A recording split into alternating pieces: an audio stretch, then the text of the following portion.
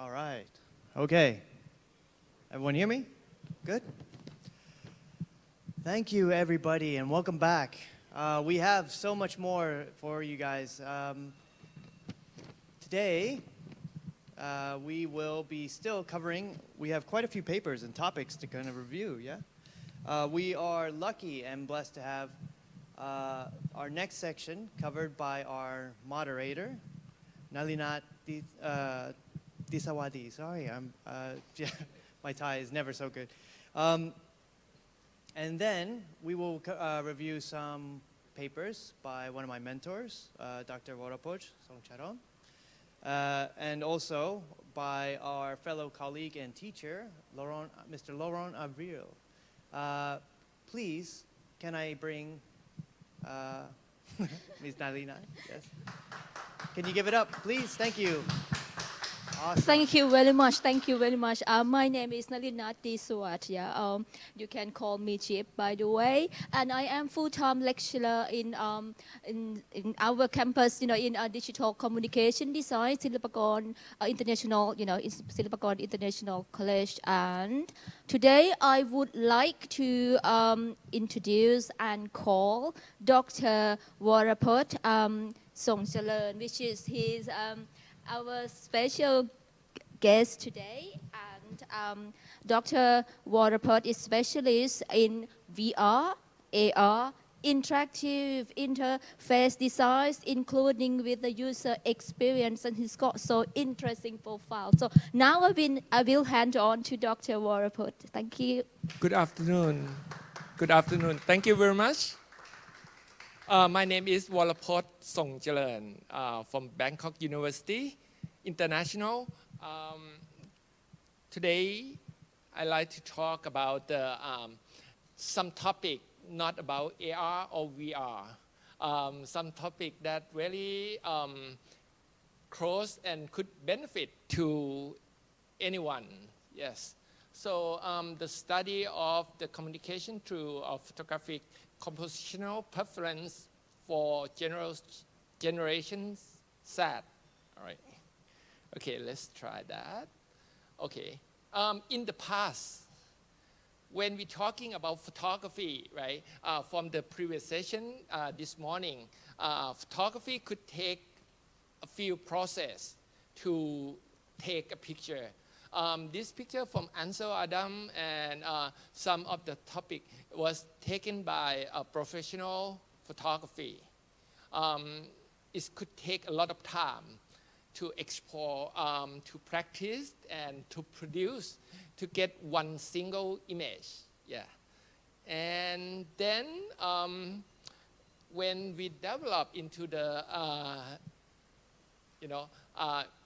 faster production, so you still have to use film, and so the picture that can communicate to us, right, is more, but it's still, we take a picture with film, and then in one row of film is have 36 images. So you have to think a lot, when I used to spend like 1 month for one single roll of film for 36 exposure when I was a student.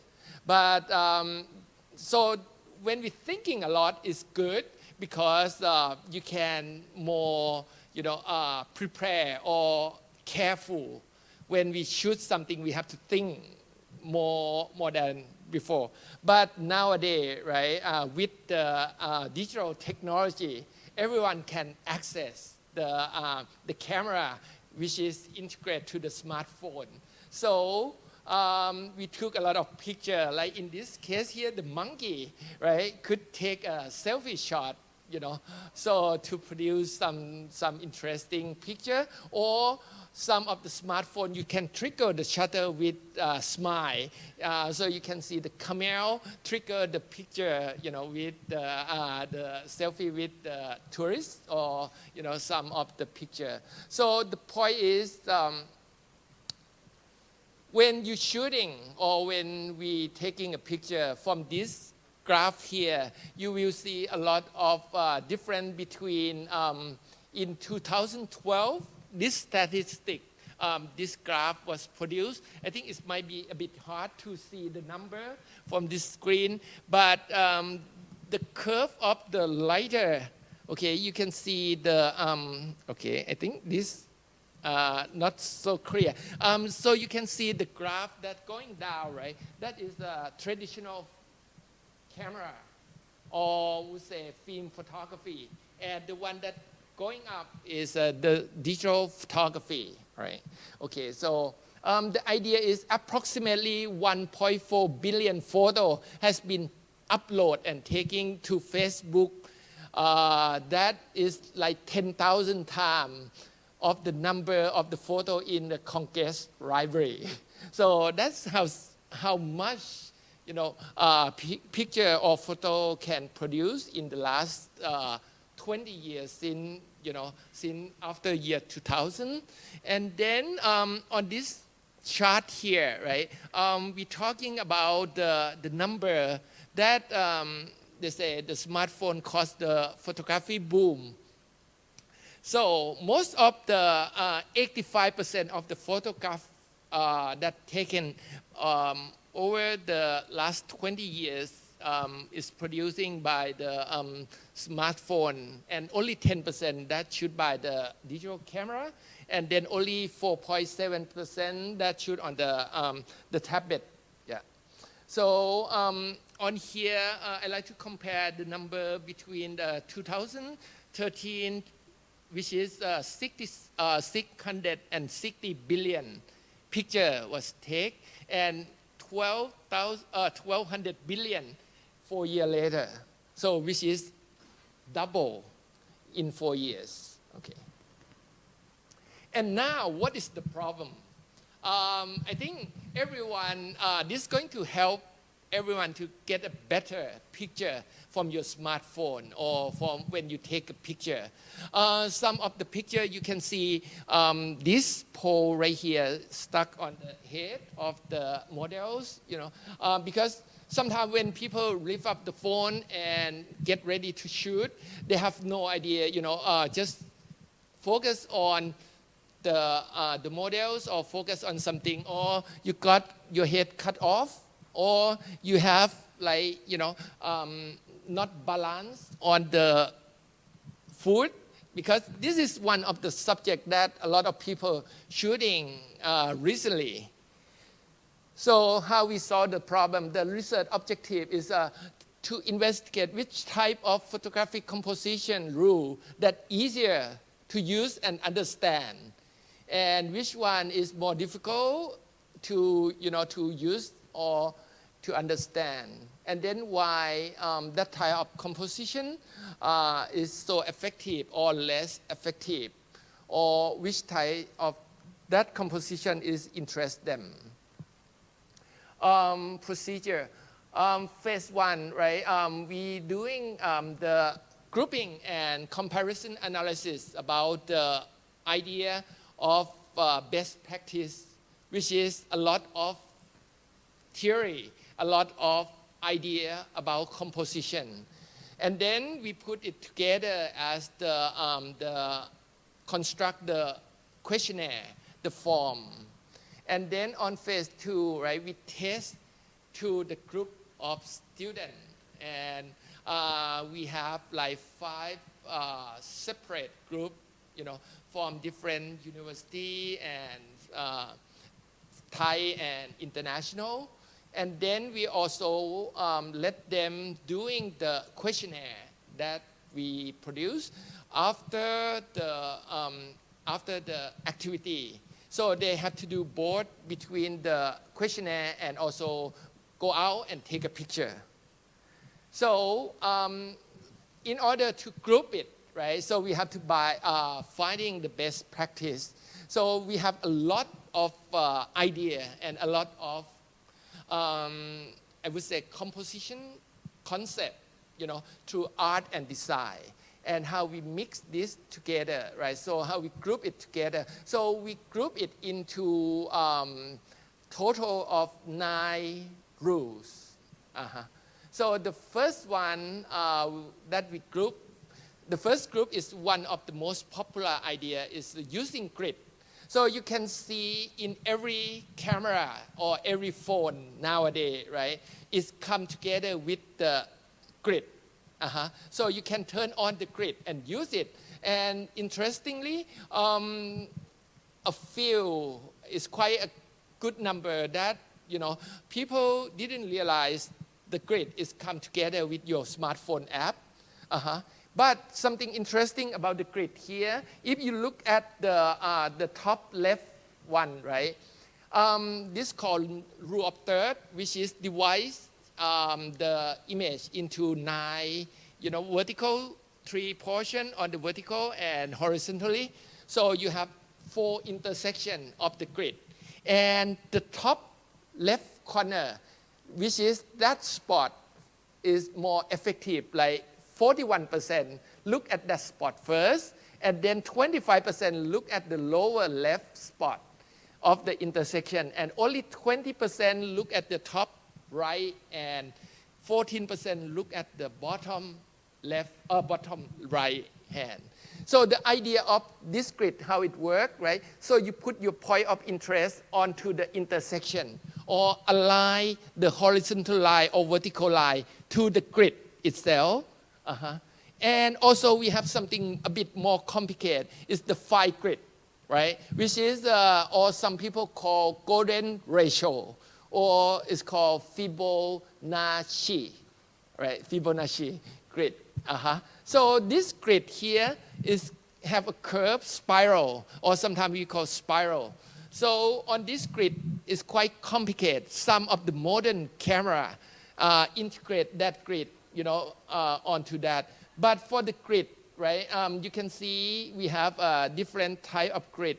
But one of the most popular one, which is we use on this test, is the rule of third, which is to put the point of interest onto the intersection, right? So this is another sample when we apply to that, right? So you can see the mother point the camera to the daughter. So the intersection, the top left, which is the most effective spot, is on the top left. So the mother look at her phone, and the phone point to the top right, so something like that. And then this is the example for the vertical. So you align the horizontal line to the upper grid, and then on the lower right hand, you have the intersection to the point of interest. So basically, with this method, right? So you turn on your grid on your camera, and then you align or organize that point of interest to the intersection of the most effective spot on the grid. And then on the second group, we're grouping the line, the movement, and the dynamic, or whatever they call, right? Basically, we take advantage of diagonal line or curve in the picture to lead it to the point of interest instead of using the grid. Then the third one is called balance and pattern. So in balance, it's quite a big group because you have asymmetry balance, symmetry balance, and spiral balance or radical balance, or not balance at all, something like that. So in this case here, so we have show you the symmetry balance and asymmetry balance. So basically, the symmetry balance is something like mirror to each other. So two of them is pretty much the same. But the asymmetry is like you try to balance between two different things, or you balance with your feeling.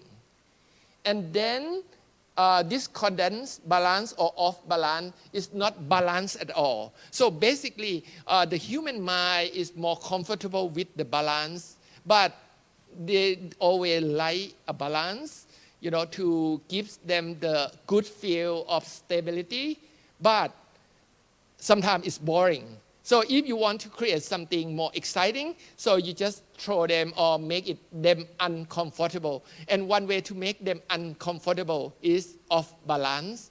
So this is a sample of off balance, and the pattern is like a repeating of the form. So I also group that into the third group.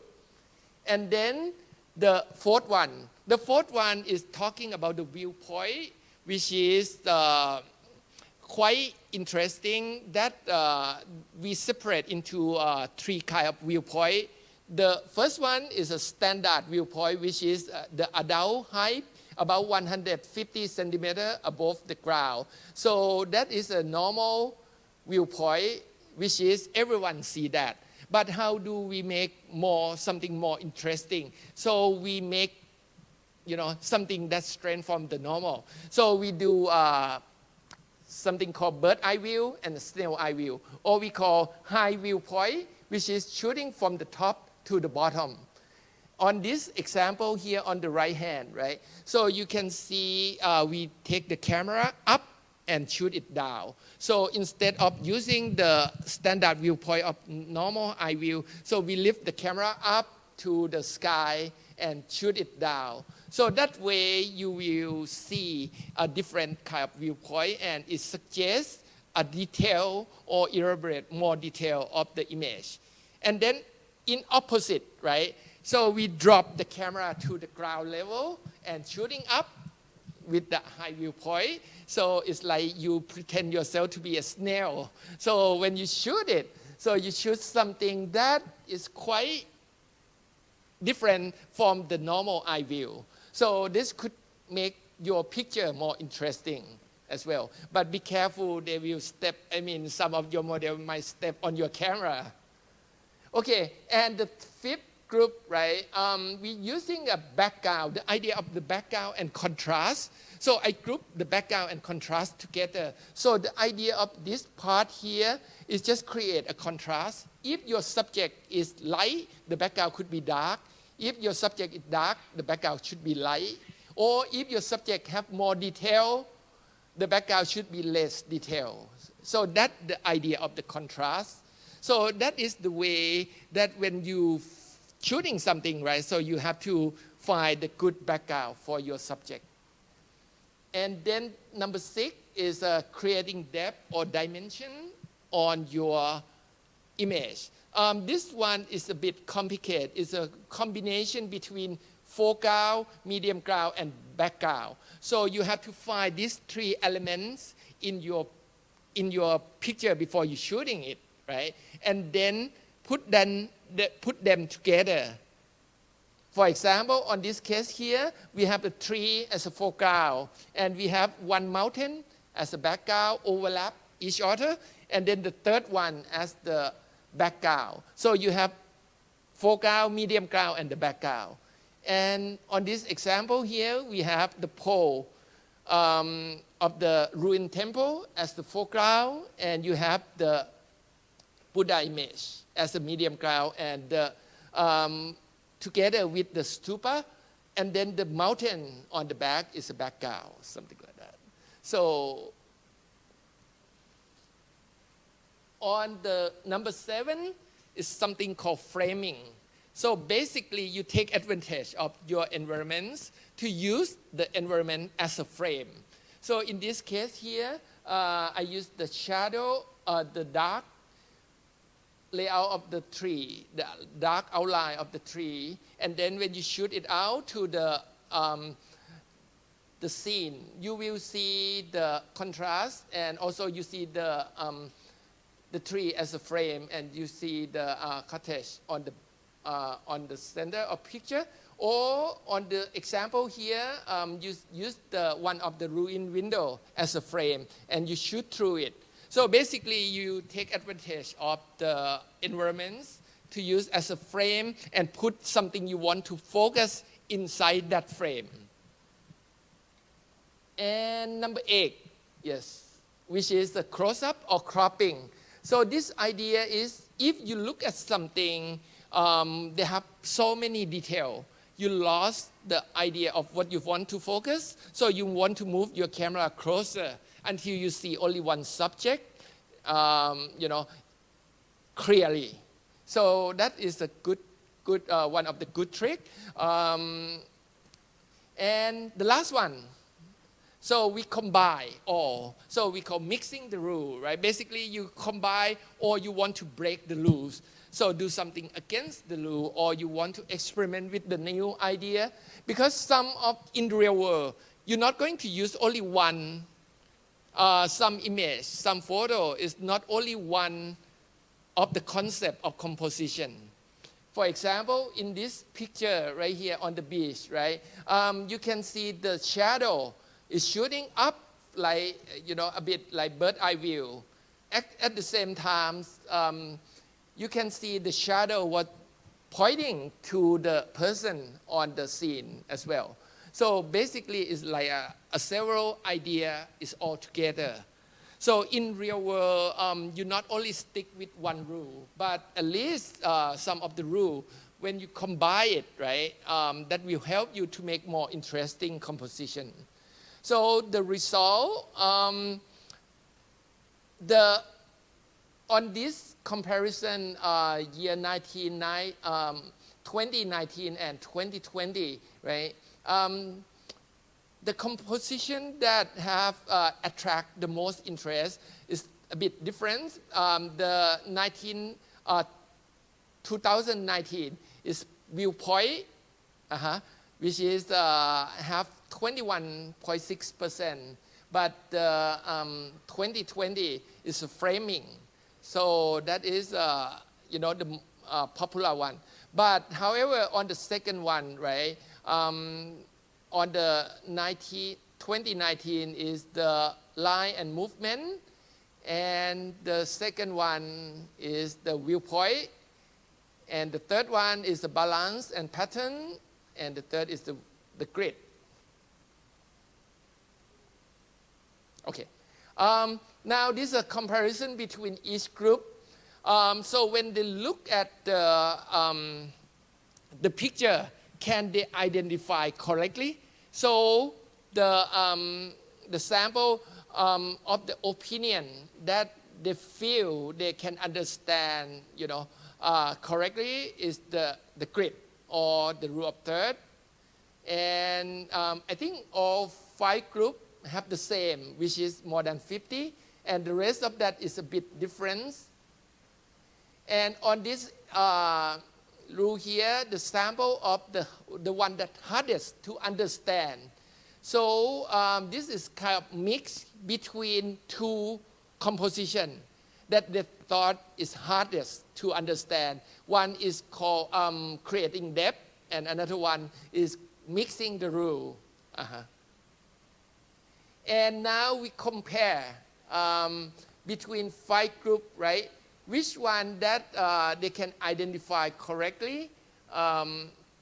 So the result, the top one is the grid, rule of third, and the second one is balance, and the third one is line and viewpoint, right, in the order.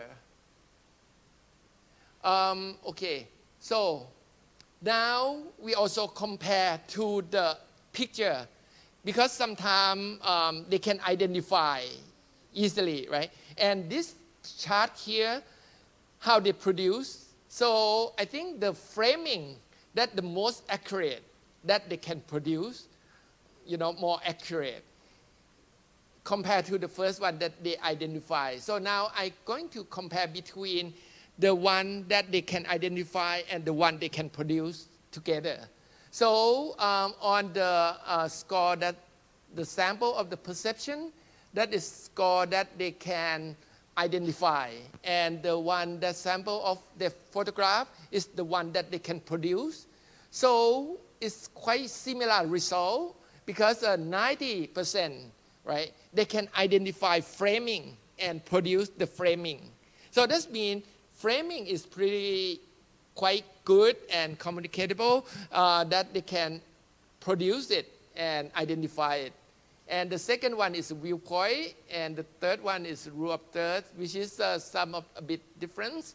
So the conclusion, which type of the composition is the most interesting to draw viewer attention? So the result is 23.2% is framing, But however, the result is vary between each year and each audience.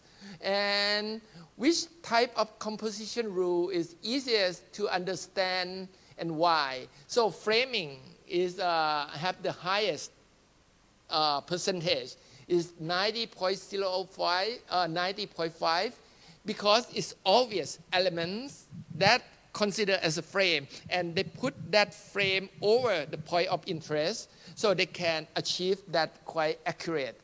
And then the composition rule that they think is the hardest to understand and why, the creating depth is the hardest to understand, which is 44.95%.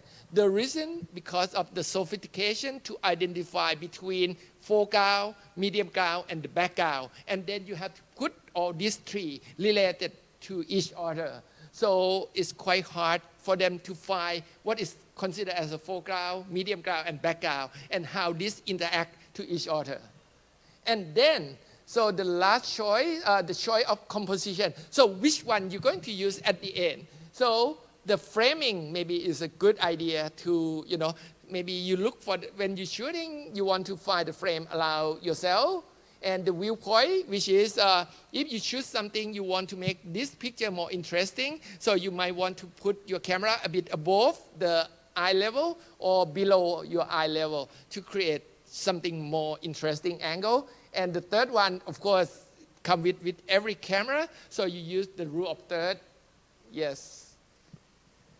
And the future, so we have the camera, we have very smart camera on the smartphone, right?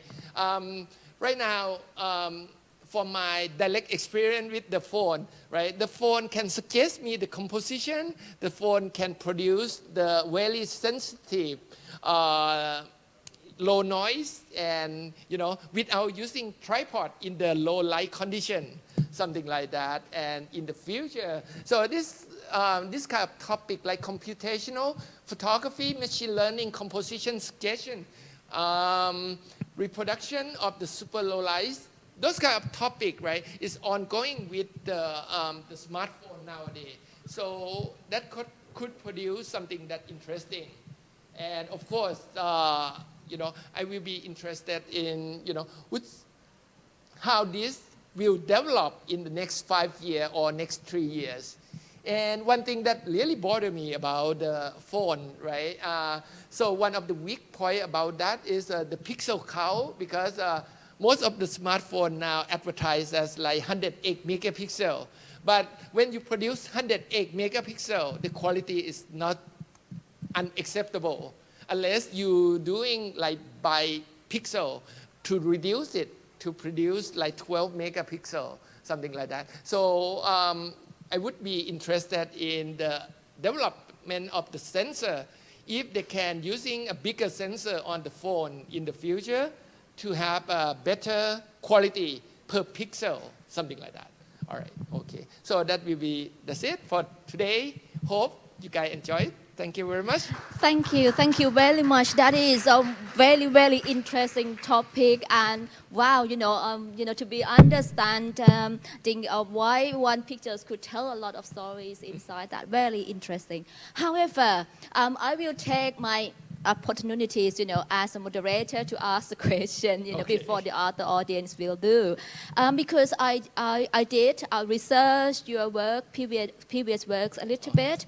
You also did VR for the Grand Palace, and Right. also that is again very wow, works for your previous one, and including VR for the King Rama IX funeral, and it's any kind of reason that link you to research on photography, which is more simple techniques to access. Is there anything at all you have a personal interest? Okay. Thank you, Kap. Yes, most of my work in general talking about doing the VR and AR technology. Sometimes I feel that could interest the audience, but in this particular topic, right, for the composition, I feel is more people can benefit out of that research something. So I think it's something that everyone can use that idea to help them to produce, when they're taking picture from their smartphone, so they can produce a better or a better image composition and better communication. So everyone can improve their skills. That could help them, maybe some idea. Because sometimes, like I show you example, right? When you lift up the camera and you just point and shoot, and you not really think how you're going to organize your image or your element in that. So this would give you at least some simple idea that could let them produce more interesting picture, hopefully. Yeah, okay, so the 5 groups that you did research on mostly from the people who had lack of experience in taking photographies or? Most of the sample that we did, right? We did from a group of the first year and second year student who just starting learn about art. So some of them, they never use it. They never have this idea about the concept before. But with the conclusion of this, right? That could get them, it's quite interesting because when they produce or when they take a picture, so at least they have some idea how they organize the image, something like that. Thank you. Thank you. So now I would like to ask if anyone have the questions. Thank you. So what is the first technique that students should practice and can apply in the marketing needs the most in your idea? Like they can put as sleep, something like that. Okay. What is the first technique, right? That the student could use? Yeah. So I think I would take the result from the suggestion, right? From the suggestion of the result, right? You can use the framing, right? To find the frame and put your point of interest there. And second is a viewpoint. So instead of the level normal eye view, so you can bring your camera up or bring your camera down to produce more interesting elements. And third, of course, is a rule of third, which is come together with every camera, so you can organize the element on the intersection, and yes, those kind of things. Yes. Thank you very much. Any questions? Yeah, could we put the slide back up, the PowerPoint? I'm just curious about the data collection. Okay. So you had the different groups, and you So the 5 analyzed their groups. photographs. Do you want to go back to one of the groups? I think that is quite early one, right? Right I there. think this- Go- Yes. Go Is that this forward. one? Forward. Where Oh, are- okay. Let me control that. Yeah, I think you know. I These groups. So Okay. you've analyzed theirs. I'm just curious, did you teach them the 5 different framings before you shot, or did you just let them go Yeah, green, af- unnoticed, and then came back and see what they came Okay. up with? So after we grouping, right? So we'll show them the concept, elaborate, show them the idea how to shoot, and then let them go to take some picture. And then after when they come back, right? So they do the questionnaire, right? And then also we evaluate the result of the photograph to compare. You can see on this result, this is the review from the photograph, which is, you can see the percentage is a bit lower than the one that they can identify. Of course, when they do the questionnaire, right, they look at the picture and they can identify. But when they go out to shoot by themselves, sometimes it's hard for them to find or some kind of decide, is this really a medium ground or this is really something? So that is a common question that something that they want to identify. Something. Very interesting, giving away the secrets of professional photographers. Just one more question. Okay. Creating depth, it requires a lot of camera control, which is probably why a lot of people don't use it. Did you teach No. them how to create depth in their photos before they went, or not? Before, it's not concerned about the technique, right? It's not about the camera control. In this particular one, creating that concept is talking about the foreground, medium ground, and the background. So the hard part of them that they have the problem with, they have to find the scene that have these three components and then overlap to each other.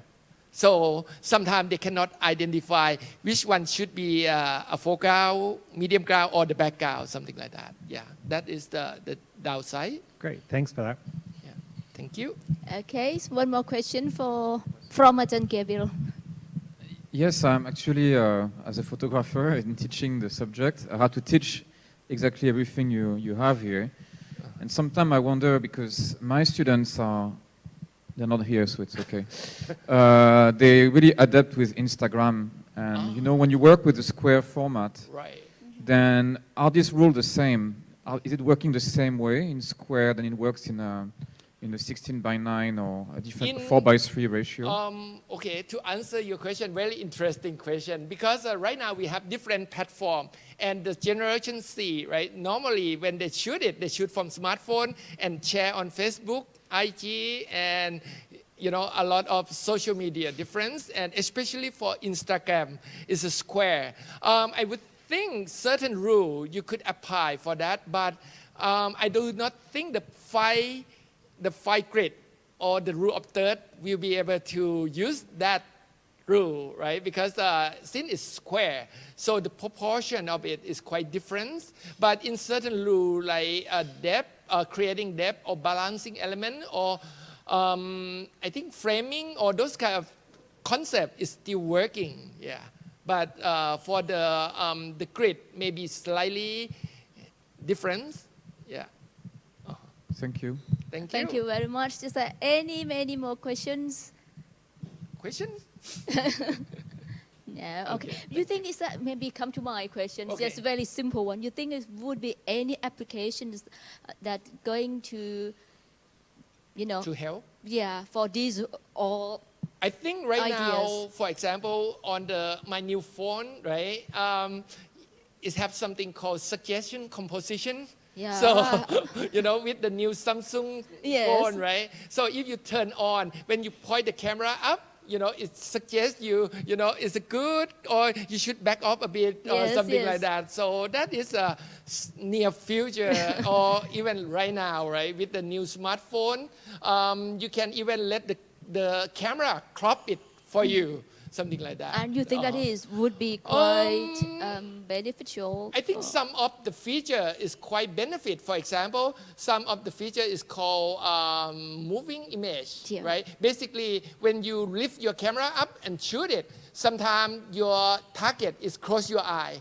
But this moving image feature is allow you to slightly, backward or forward.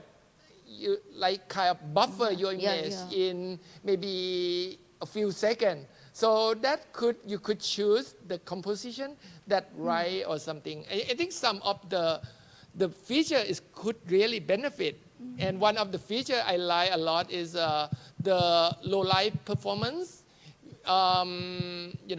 which is like often if we use the real camera, we need a tripod and have to do HDR, perform post-production after that. But with the new smartphone, right, you can just perform real-time HDR. So like the Apple is shooting 12 images simultaneously and then blend it together in one single image. So you got like a lot of dynamic range from your picture by using your hand. You don't need a tripod.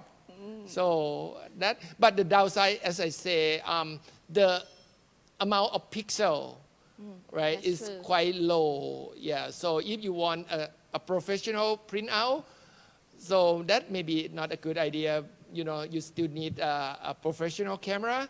But for everyone use it, like on the social media, it's more than enough, of course, with 12 megapixel. Thank you, Yeah, thank you. thank Maybe you. you're going to have a new research soon then. But may I just mention about your the new work, which is on the process ตลาดน้อย Oh, ตลาดน้อย installation painting. Would you like to introduce the work a bit?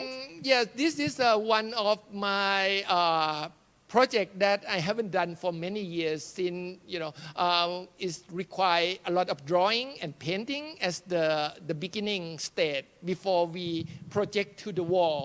Because on the drawing, we have to draw a small scale before we do it. The actual scale, which is 3-story high and I think 4-story wide of the building is quite big.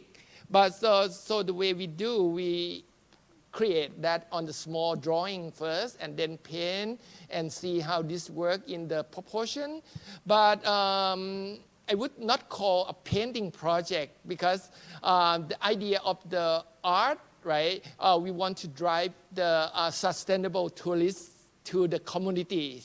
So we use the art as the something to draw attention and the activity to the local people. So they can come to take a picture and then have certain activity, which is we have afternoon tea in the little market there. And then after that, right, the community will gain a bit of the benefit out of, when tourists come to take a picture, allow their neighbor area so they can do a little business and then to keep that kind of ongoing benefit, to help or stimulate the local to save the heritage and their environments, something like that. So can we join your project? I mean, can we, visit this? Oh yes, I think the opening will be on coming Monday. Right. You guys welcome to join Thank at you. 3 o'clock. Yes. Thank you that very will be much, nice. and we will go. Yeah. All right. Thank you. Thank you very much for your Thank you. useful fruitful presentation. Thank you. Thank you. And then it would be another exciting speaker, and I would like to call another paper presentation by Mr. Rong Wells. He's going to talk under the topic or the title called Holistic and Resilient Approach to the Graphic Design in a Post-Pandemic Term, right? And then may I introduce Mr. Rong. He's also the full-time lecturer in our digital communication design, and he was a graphic designer and also art director from Paris. Yeah. So now I will let you introduce your topic and the rest of the thing. Right. Thank you. So basically, I would say that I'd like to venture out of my comfort zone, so that I'm taking risks right now, trying to build bridges between discipline. And for example, I'm very much interested into environmental and sustainability issues. In 2018, I took part into a project for an NGO on St. Martin's Island. And I could witness what the Hurricane Irma did on this island.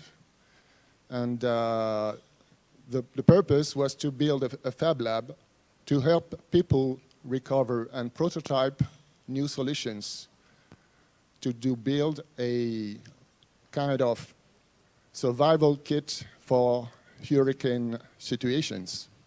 So that was a life changer for me to experience out of my comfort zone and deal with maker movement, prototyping, and environmental issues. Can you find the slides? Nope. Anyway, that's not a big deal. So I would say that I tried to understand to build the bridge between what graphic designers could be key change agents in sustainability. And through my research, I went through a paper, which is actually a keynote speech by Hans Dilleman. Hans Dilleman is a sociologist, professor in sociology.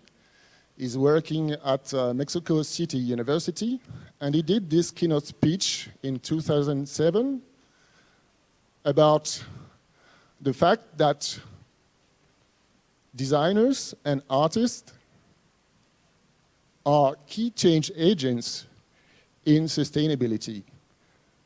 And he based himself upon the theories of another sociologist who is called Anthony Giddens. Anthony Giddens has been writing on the structuration theory.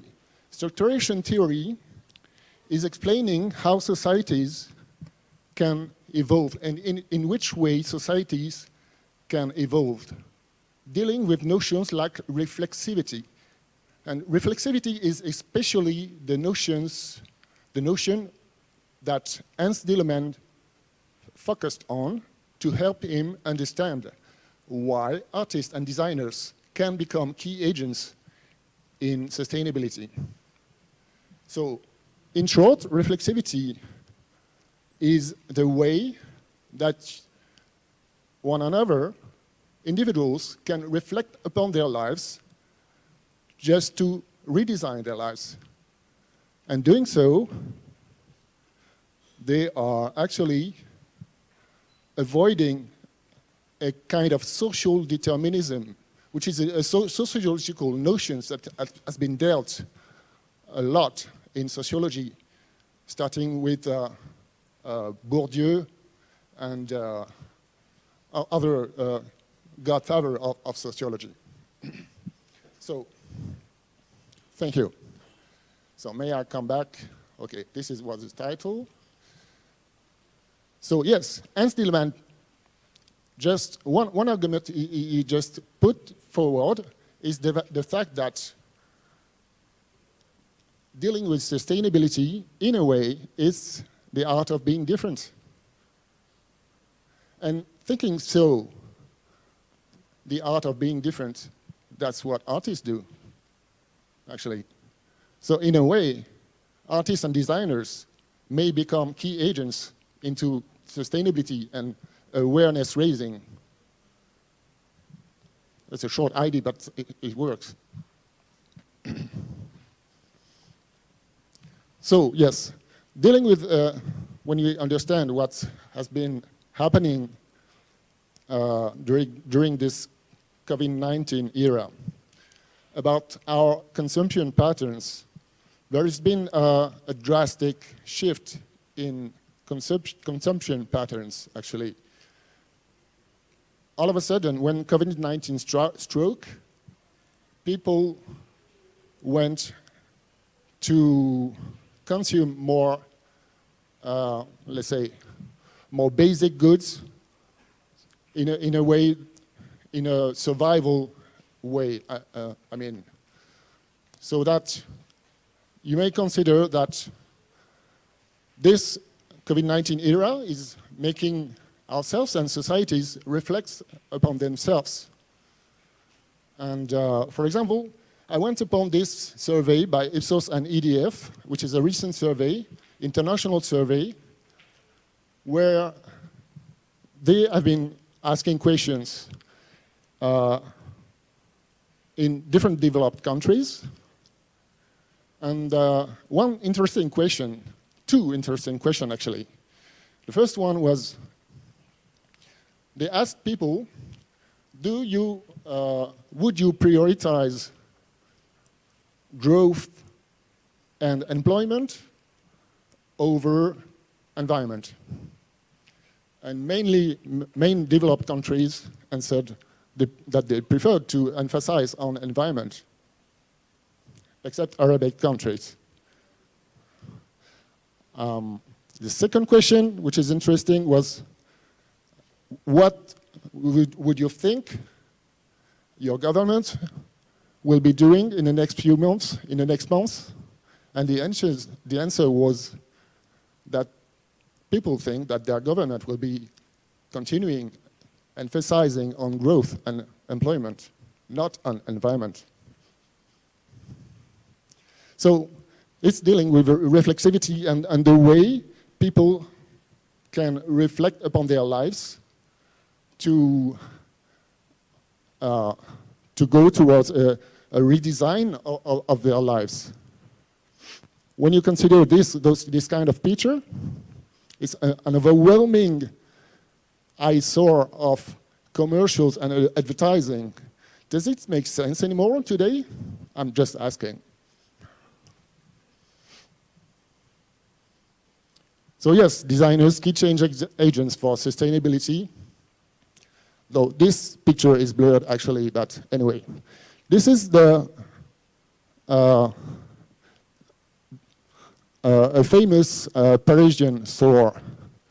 And when you see this happiness word, I would just wonder how the creative who was in charge of creating this end up doing this. To me, I can just understand that the circle is closed. Why is he dealing with notions and doing this shortcut? I find this quite too much, to be honest. So, yes. When you consider also, in a way, we are cyborgs. We are all cyborgs. We are augmented consumers. In a way that our augmentation is not internal, it's external. It's all in your pocket, your little boxes you're playing with every day. And it's making you, in a way, it's making you super consumers with super egos. So let's link this with reflexivity. If you are thinking about your consumption of social medias and the way you're using your smartphones, would you still continue to consume the same way in the future? I think next evolution may be about reflecting upon ourselves about the way not new technology, but smartphone technology and social media are making ourselves super consumers, super egos. So I stumbled upon this manifesto, which is called First Things First. It's actually a manifesto written by a collective. First publication was in 1964. It's been written by graphic designers and creative working in advertising agencies in 64 and republished in 2000. Basically, what is this manifesto saying? Is warning creative working in advertising field, warning them about how would you use your skill in a different way, in a more sustainable way. Would you like to continue working for this big agency with a lot of budgets, doing soda, the bottle of which will end up in the ocean anyway? Or would you go rather for the NGO who is defending environment and which has actually a lower budget? So that's the question I'm just asking. And you could read this manifesto. You're not obliged to sign it, but that's a good, interesting reading. Thank you. I think that will be it for me.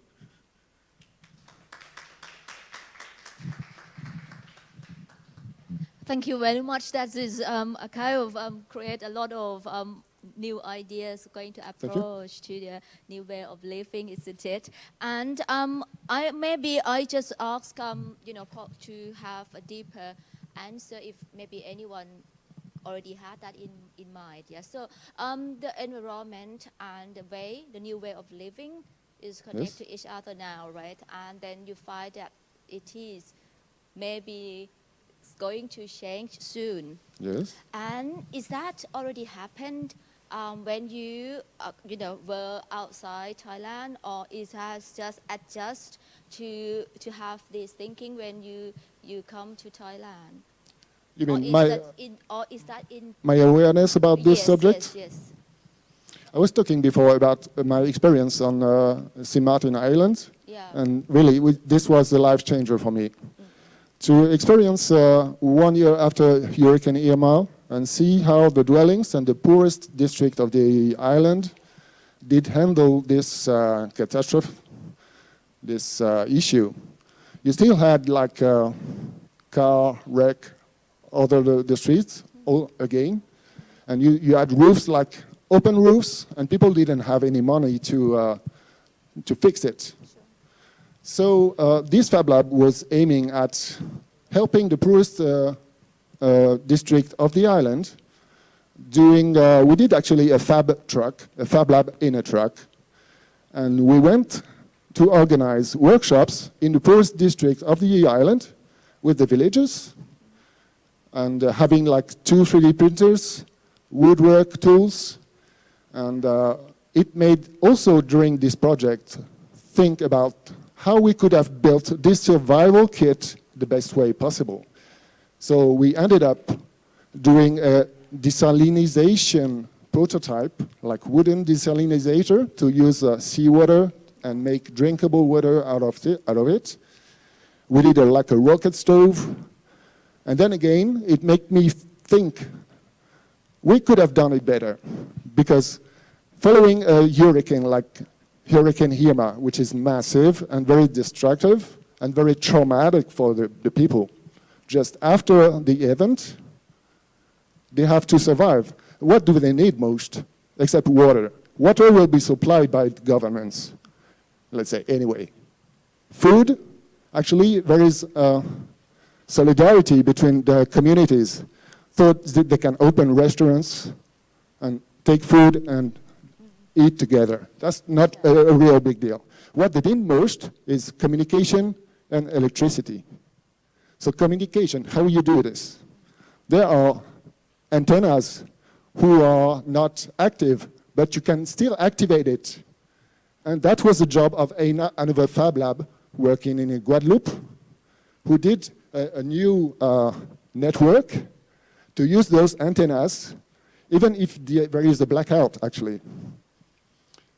For electricity, you have another solution. You have a car wreck, for example. You take one axis, one tire, not the tire, but the wheel. You take some metal parts, and you can make an aeolian with that. And plug it on a dynamo, and you can charge your phone with the wind. So, in the end, reading too much collapsology writings, which I'm not agree 100% with, it makes me think that probably one day in, I hope, the further future, we will have to go low-tech in the end, probably. So, thank you. Yeah. And that is because in Thailand, I think a lot of people, are interested in eco living more and more. So I think it would be quite interesting, to have this idea further. And may I ask if the audience have a question? Oh, Yes, thank you. Hi, I'd like to ask how would you further your topic of your research? And where would you look at investigating this? I think the path of, Ernst Gilman was my starting point. But starting with the sources Ernst Gilman has been using, I think reading Anthony Giddens' structuration theory could be a good start. Not like understanding this theory more in depth and the reflexivity, notions of reflexivity more in depth, because it's really layered into different criteria that may become key change in society's evolution. Yes. Thank you. Any more questions? So I have a question about the manifesto. It's very interesting. I read something quite similar called the future primitive, which is kind of what you're talking about. We're going to have to question ourselves. You asked about people questioning whether they would like to work for large corporations or to downsize themselves with more humanitarian, such as NGOs.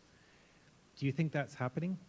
Do you think it will happen? And No, how no, much no, of a percentage do you think would that happen? This Because argument today, was kind of because short. we have such big high tech, we have these billion-dollar companies around the world, and everybody, well, I don't know, I haven't done any status, but it seems like the holy grail is to go work for one of these large companies. Thank you. I know what you mean, because I've been simplifying my argument too much, and I think we shouldn't think in those terms, actually. We shouldn't think in broader terms. Just one question. Is there anything here in Thailand that you think will need to be a priority for graphic designers to work on? Well, I'm new to Thailand. I would say I live here. So it's been 1 year since I've been arriving here to make a life. Priority in terms of what? In terms of sustainability? Sustainability. And things, there is a lot to do, yes. But what will be the levers, the most efficient levers, the most efficient criteria to activate? I wonder. I have to study on it, definitely. It's fascinating. It's a very good topic. Thank you. Because it's quite interesting. We have, the previous speaker talk about technology, and then we have the second speaker, which is quite slightly different, and therefore I think that is very interesting anyway. Yeah, thank you very much. And then can I just tell everyone to have a little break, yeah, for 20 minutes, I think. Yeah, so and then we will come back again. Thank you very much. Thank you, Atanship. Thank you.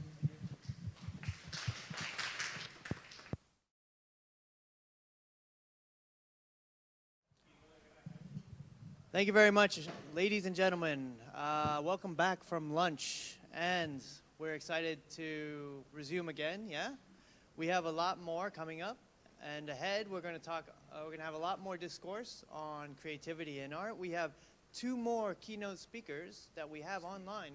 Excuse me, three. Oh, excuse me. But there's 2 comes in pairs. Ah. So 3 more keynote speakers from abroad. Which is very exciting. We had to make sure to account for time and time zones, yes. And then we have a few more papers with, again, also the same topic, art and creativity. In looking at an inspection towards how it's affected in our new times of either global pandemic, et cetera, right? With that said, I'd like to reintroduce my friend, your friend and mine, Mr. Gabriel Camillin. Okay, good afternoon, everyone. So this afternoon, we will start with Professor Alison Honor, Pro-Vice Chancellor and Executive Dean of Faculty of Arts, Design and Media at Birmingham City University, our longtime partner. So with a background both in fine arts and higher education leadership, Professor Alison Honor has dedicated more than 25 years of her life to make higher education in art and design more inclusive and innovative.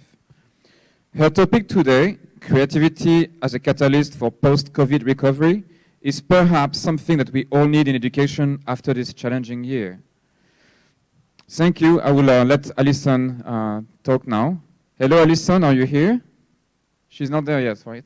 Okay. I am. Good morning. Good morning. I think we're going to see your face soon on our screen. Okay, let me just see if this will work. Can you see me? Yes, we do. Good morning. Good morning, everybody. Well, it's actually afternoon to you, but it's very much a good morning from me here in the UK. I will soon share my screen, if that's okay.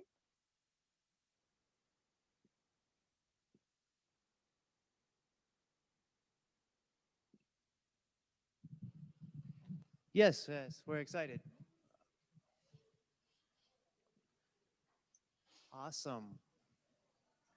Okay, I'm Very hoping cool. very much that you can see my screen. I'm going to go into full screen mode. Thank you very much.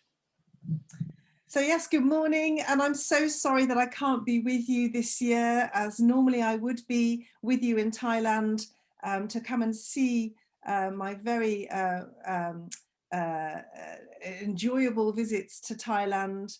And so my greetings to all of you as colleagues from Silpakorn University International College, from all my colleagues here at Birmingham City University, and my very best wishes to Dr. Sompit. And so sorry that I won't be seeing you in person this year. So thank you so much for inviting me to present at the international conference this year. As we know, this has been an unprecedented year, particularly for those of us delivering higher education to our students, but particularly within the areas of practice-based art and design, those creative subjects. It has been a challenge. And with a faculty, as I have, with just under 5,500 students and 400 staff, with subjects ranging from architecture through to our Royal Birmingham Conservatoire, music, performance, practice-based studio education, we have certainly been challenged with innovation. But as creatives, we have risen, as I know Silpakorn has as well, and we have continued to deliver a really exciting higher education programs in art and design. So today I'd like to talk about creativity as a catalyst for post-COVID recovery. And I think this is really about putting at this point of the pandemic, that aspect of hope, where we are seeing the role of creativity in that bounce back, that recovery mode post-COVID. And of course, around the globe, we're all at different stages of managing the pandemic. And with the announcement of the vaccination, which is now started to roll out in the UK, and indeed we have our first vaccination centre set up at Birmingham City University, there is good reason for hope. So I'm going to carry on into my slides.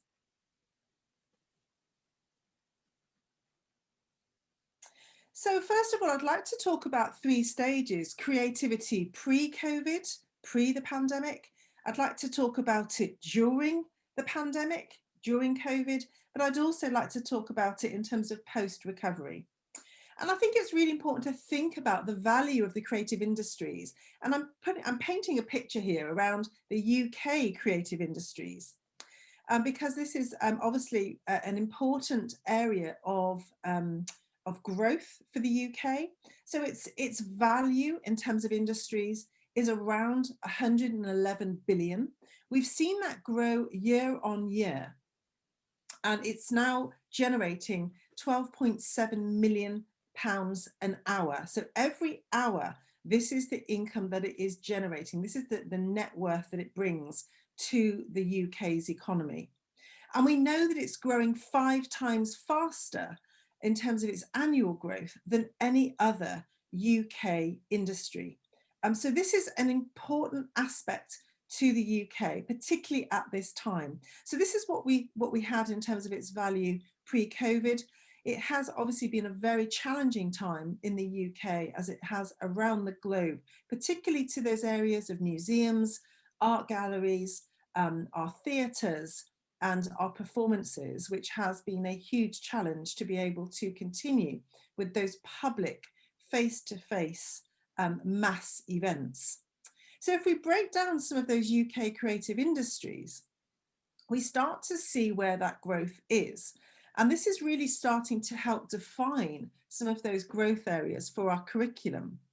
So if we have a look at this slide, we'll see that in terms of the largest growth area, we see around 45 billion pounds there in terms of IT, software and games.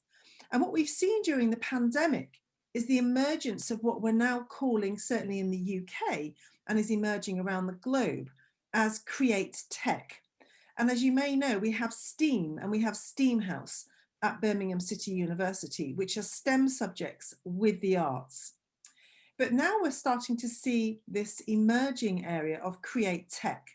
And what's really interesting in terms of what brings those subjects together in this significant growth area of IT software and games is actually the use of immersive technology. So we're seeing in the UK the use of VR, AR, user experience, UX, and AI.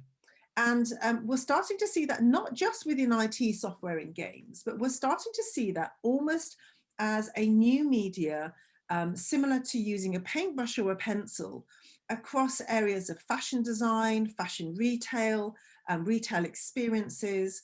We're seeing it in theatre design, in virtual set design. I'm currently working with Stephen Knight, the Hollywood and international director of Peaky Blinders. It's a series which has taken certainly the UK and the US by storm. And he's in fact building new studios, new film studios in the Digbeth area in Birmingham, just opposite the university, and very much connected to London with a new high-speed railway network straight from London to Birmingham, which is only about 45 to 50 minutes. So that big emerging area of using VR is happening across all of our areas, including fine art installation. So then we look at the other areas of growth, which is around film and TV. And what we've seen during the pandemic and coming up to the pandemic was this huge demand of content creation. So with a generation of, I would say, young Generation X coming through, where they are very much used to digesting content in the order and when they want to when they actually want to just consume that content. We're also seeing that in popular culture. So the ability to just binge on a Netflix series. And what's really come out of the pandemic is that there has been less on-site shooting. And in terms of camera crews, they have shrunk. They have had to work within COVID safe measures. And actually the filming and creating of film and TV content almost came to a halt. But studio use and use of green screen, and we have one of the largest green screens in Birmingham, at Birmingham City University in Europe. We have been constantly booked out by film companies, the BBC, where they're needing to make immersive content as quickly as they possibly can. And so then we also see publishing coming through and e-publishing, as well as the return of actually book design. And then creative advertising is another booming area. And I'm going to talk about that a little bit more in my next set of slides. I think it's also worth mentioning here, though, the music, arts and culture, and how actually VR and immersive experiences have been adapted and used to flip out and make available those museum collections that otherwise would remain closed. So we know that the creative industries are booming, they're fast growing, they're high exporting, and they're attracting investment in the UK. I've already identified that they're growing 5 times faster than any other industries, but they also create exports worth around 32, almost 33 billion pounds worth. But it's also been attracting investment. So it's no surprise that we are looking at a huge emergence of new studios being built in the UK for film and TV. And it's attractive only at just over 2 billion pounds of inward investment just last year. And in fact, we're being approached all the time by those kinds of investment companies working with studio builders and studio experts to create these new spaces in the UK. But it's also being seen as an opportunity to help scale up small and medium enterprises in the UK and to enable entrepreneurs to grow within this particular sector. So it's seen as a real catalyst to economic recovery within the UK. And it's definitely been seen in terms of the creative industries at being at the heart of the UK's competitive advantage. And of course, as you'll know, and you will be following this, I'm sure around the globe, as we exit the European Union, which for many of us is very problematic. And as you will have picked up, quite a very divided position within the UK. But we do see the creative industries having a critical role to play as we exit that European Union to create a more global Britain in a state of a post-COVID recovery.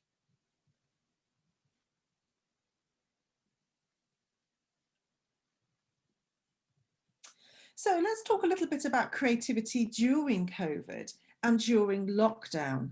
So we see that out of constraint, isolation and boredom comes creativity. And we saw this happening around the world. We saw during lockdown many people turning to arts and crafts and making to help manage those slightly cooped up, locked in behaviours, to help them process their feelings of losing those freedoms and abilities to do what they would have normally done within their lives. We also saw it being adopted to reduce stress and anxiety in our young people, how to connect communities. We saw the emergence of online teaching.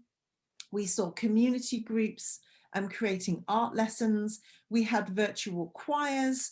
We had numerous things like plays online. And I myself were watching theatre companies during lockdown and having those as virtual performances.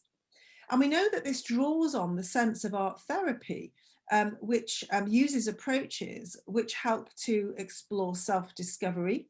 So creating art, we know, can acknowledge and recognize those feelings that have been sort of there within your subconscious. And art therapy is used to help individuals and human beings move through some of those inward feelings. It's also used to unlock a self-esteem. So we see art therapy used as a way of feeling self-accomplishment. And I myself have worked on young people's exclusion programs where young people have struggled to engage with education, where creative subjects actually unlock that sense that they have an ability, that they have talent, that they have value. And this has been a really important way of re-engaging them with education. And this can help the kind of self-appreciation, self-efficacy, and that confidence level in feeling good at something. And that's so important for young people as part of their education. But it also provides that freedom of kind of learning through failure or learning through creativity and play, which isn't always conducive to a 2 + 2 = 4 outcome. In other words, it is a very different discipline which has multiple outcomes and allows individuals to understand that it's about a journey and it's not always about having a positive, definitive outcome, but has many different permutations. It's also seen as having the opportunity for emotional release. We know that the greatest benefit of art therapy is to give you a healthy outlet for expressing and letting go of fears and feelings. And we've seen very much individuals that have never painted or drawn or created at home ever before, doing that on a regular basis and continuing to do that. And we have a world-renowned artist, Grayson Perry, who has been televising a really extraordinary documentary program really about individuals around the UK making work at home.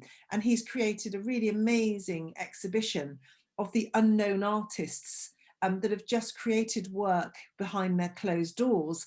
And this will become an incredible sort of set of artifacts, I think, from members of the public who engaged in this creative activity. And then, of course, there's that sort of stress relief, that releasing of anxiety and depression and trauma that can be very stressful. And of course, the pandemic has provided or kind of given us those huge kind of humanity challenges. So this has been a really important part of creating some of those feel-good dopamine outputs of our bodies to make us feel that little bit happier. So we saw creativity during COVID happening all around the world. We saw defiance in the face of the pandemic to continue to provide creativity. We saw Italian musicians on balconies playing their musical instruments, giving to the communities that they live in, enabling their creativity and making of music still to touch the hearts of all of those members of public and communities that they live in. And there was nothing more heartening and more uplifting than to see this during such hardship and times of being isolated. We've seen, despite the high risks of actually performance being seen as one of the most challenging areas in terms of risk assessments, we've seen choirs be able to adopt new approaches. Our own students in the Royal Birmingham Conservatoire are managing to perform in safe, distanced arrangements. We have transparent screens between them as performers.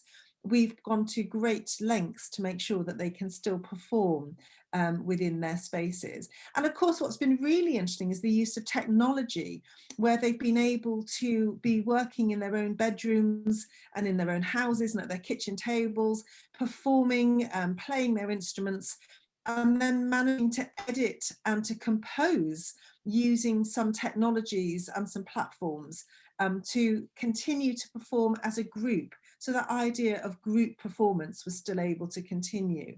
And we've also seen composers and musicians around the world find innovative ways of still holding public performances, such as you see here, using a swimming pool as an appropriation of a new conference hall.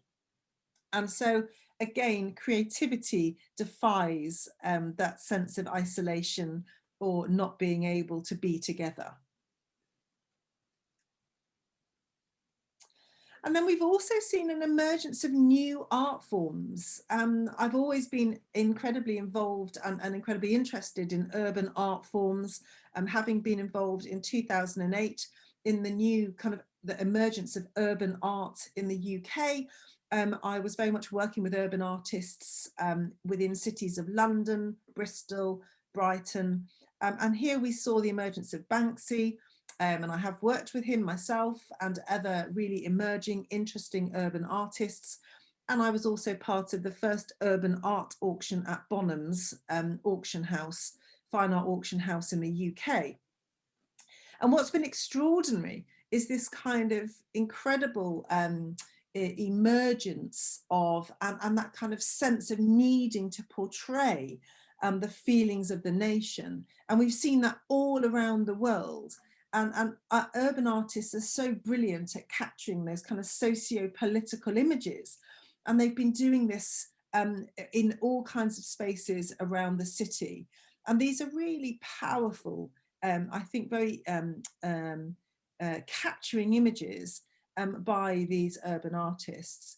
And here we see a whole set of, I think, a new set of art history forming in front of our very eyes, of artifacts to be retained for the future, which will so much like many other periods of art history and that contextual study that we will be providing to our students in the future. I can see that this art in the age of a pandemic will become very much a new form and a new form of representation, which we will see being part of our presentations and lectures in art history as we go forward into the next centuries.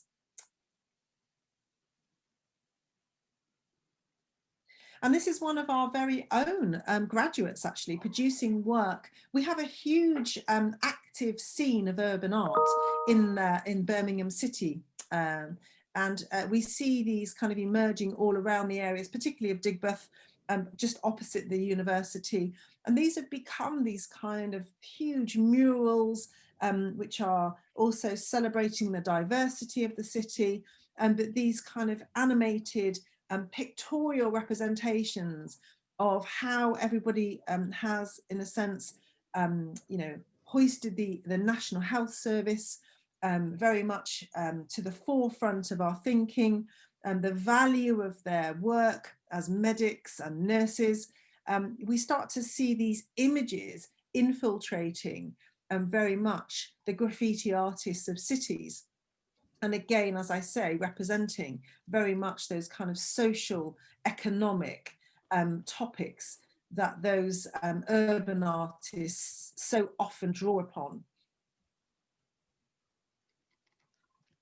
And I think what was really joyful was seeing the emergence of those homemade symbols. So what's interesting when we have this kind of, I suppose, a collective experience, and if we think about memorials and we think about public spaces, and we think about the kind of work that is made to represent and to bring us together and to collectively remember, but also collectively experience. And we've seen all kinds of imagery that has come out over centuries. So particularly we have the poppy, which represents remembering those that we've lost during times of war. We have the representation of the red twisted ribbon for HIV and AIDS. We have also a similar one, which is pink, which represents remembering and celebrating and supporting those that have suffered, lost, and have kind of dealt with breast cancer. So we see that sort of symbology which emerges from the public. And here we see in the UK, and I'm sure there have been multiple symbols around the world, the use of the rainbow. And what's been really wonderful about this is the adoption of this as a very simple kind of childlike representation of hope and of thanks and of joy, actually. And these have been quite extraordinary lockdown images of individuals and families just really sending out their kind of recognition and support for the national health system. And of course, you may have seen, and I know this has happened around the world, that kind of every Thursday evening, every single member of the public coming out onto their doorstep and clapping in this kind of performative, collective way to thank the NHS for their work on the doorstep every night, every Thursday evening at the same time. I think it was 7 o'clock, if I remember precisely. So these kind of artworks in the window, this kind of and the window, I suppose, is that representation of that barrier between, you know, the kind of inward space of the home, that domestic kind of barrier, and that sort of window into the world outside, of which so many individuals were not able to enter for so much time. So I'm sure that the image of the rainbow will stay with us for quite some time. And of course, the closure of galleries and museums during the pandemic has meant that institutions have had to recalibrate their purpose and find new ways of reaching people. And of course, for some universities and galleries, this has meant embracing the digital with the virtual exhibitions and tours. And I'm sure many of you have actually entered those virtual spaces. And as I said earlier, I think this is not going to stop. I think this will have changed the world of how we curate and how we share and how we display collections. So I think this is something which we will definitely be embracing. And we've seen the emergence of the virtual degree show all around the world, and we don't see that as disappearing. And we've also seen that kind of higher engagement, haven't we? We've seen that broader global engagement. And straight after this event today, I'll be joining colleagues in India. So this is actually, you know, really created a kind of opportunity using Zoom and Teams and other platforms to access other worlds and to be able to travel without traveling. So this is potentially going to become a way, I think, that we will see shows and collections in museums. So there's also a sort of a democratizing of these particular spaces. So we see this as being something incredibly important. And I do love the fact that despite all of the challenges of the pandemic, you know, we are still seeing members of the public wanting to enter those museum spaces and enjoy those collections. But certainly the idea of accessing new audiences and making collections available to those that might not normally go to museums is a really interesting area, and I'm sure it will be feeding many new areas of research. And I think also the idea of using these collections as a new educational resource and making that more available to that cultural and social capital building for our young people into the future is a really important element and a benefit of these new changes. But for other museums and galleries, it's been about contemplating how to remember this time in decades or centuries to come through the materials and artifacts that have been created. And we're seeing a whole new, as I said, in terms of the new art forms that we're seeing in urban art on the streets. And we're also seeing this kind of new subject material where we're seeing portraits of NHS workers now as the kind of, you know, we would have seen in the 16th and 17th and 18th century nobility being the subject of portraits. Now we're seeing the layperson, the average kind of worker, frontline worker, becoming the hero of the public. And we're seeing this kind of collection of artifacts and photographs. The pieces of film, which I would have shown today, but I was worried that it might not stream well, of lockdown cities, these new pieces of film that have been created in these silent spaces when we first went into lockdown, like we'll never see them again. So these are incredibly important artifacts and which will never be recreated again into the future.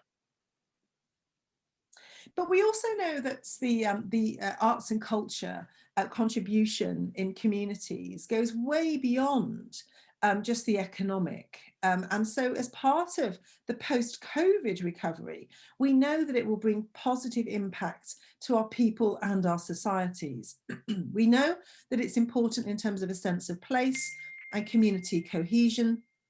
We know that it's important in terms of cultural identity and cultural building, health and well-being of societies, but also education and social mobility of those within those communities, and the impact of having an education in the creative sector.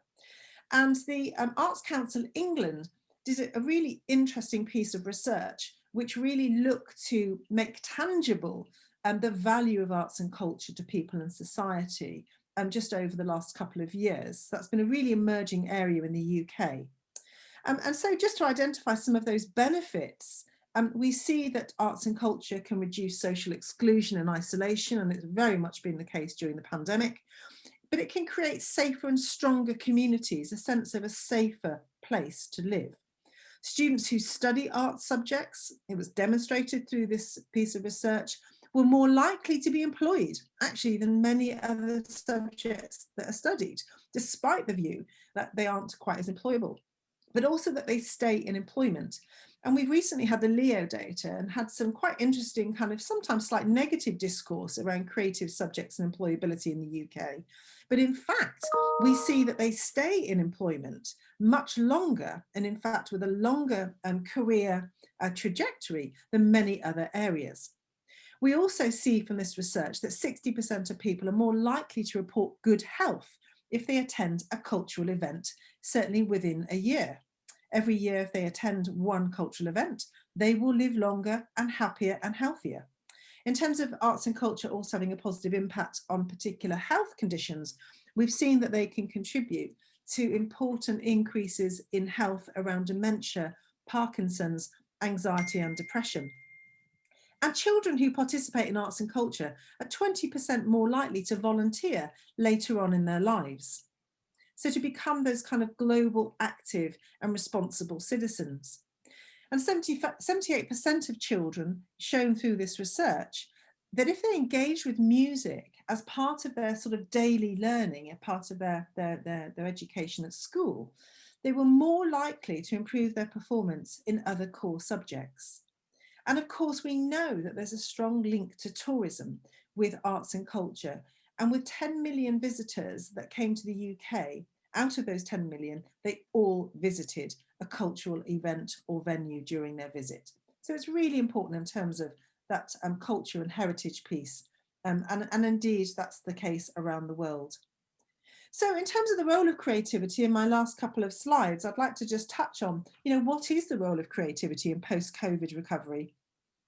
We know that businesses are going to need creativity to be able to recover. We've seen in evidence with the last recession, certainly in the UK and around the world, it was those that were innovative and creative that really bounced back. And we know that creativity is going to have a significant role in this COVID recovery. So they're now, businesses are now operating against that backdrop of kind of uncertainty, and many are really struggling around the globe. We know that kind of almost a third of businesses that closed during the pandemic will not reopen, and particularly those small, medium enterprises. And they're having to really adapt and change their approach in terms of they will not be able to, in a sense, operate either in the way that they've advertised, in the way that they've branded themselves. Their messaging has had to change, but also their internal organization has had to really shift. And before COVID-19, I think this is very interesting when we look at advertising. The advertising and brand campaigns tended to sell an ideal, but I think that during the pandemic, this has really fundamentally changed the society and our values and the way that we live. And so those material desires have kind of taken a step back, and our consumers are now searching for things that are more meaningful in terms of the way that our companies are advertising. And we see that they're searching for companies that they can trust and believe in. And we see companies changing their advertising messaging to fit into those needs. They want those brands that are honest and empathetic, and with whom they have a genuine emotional connection.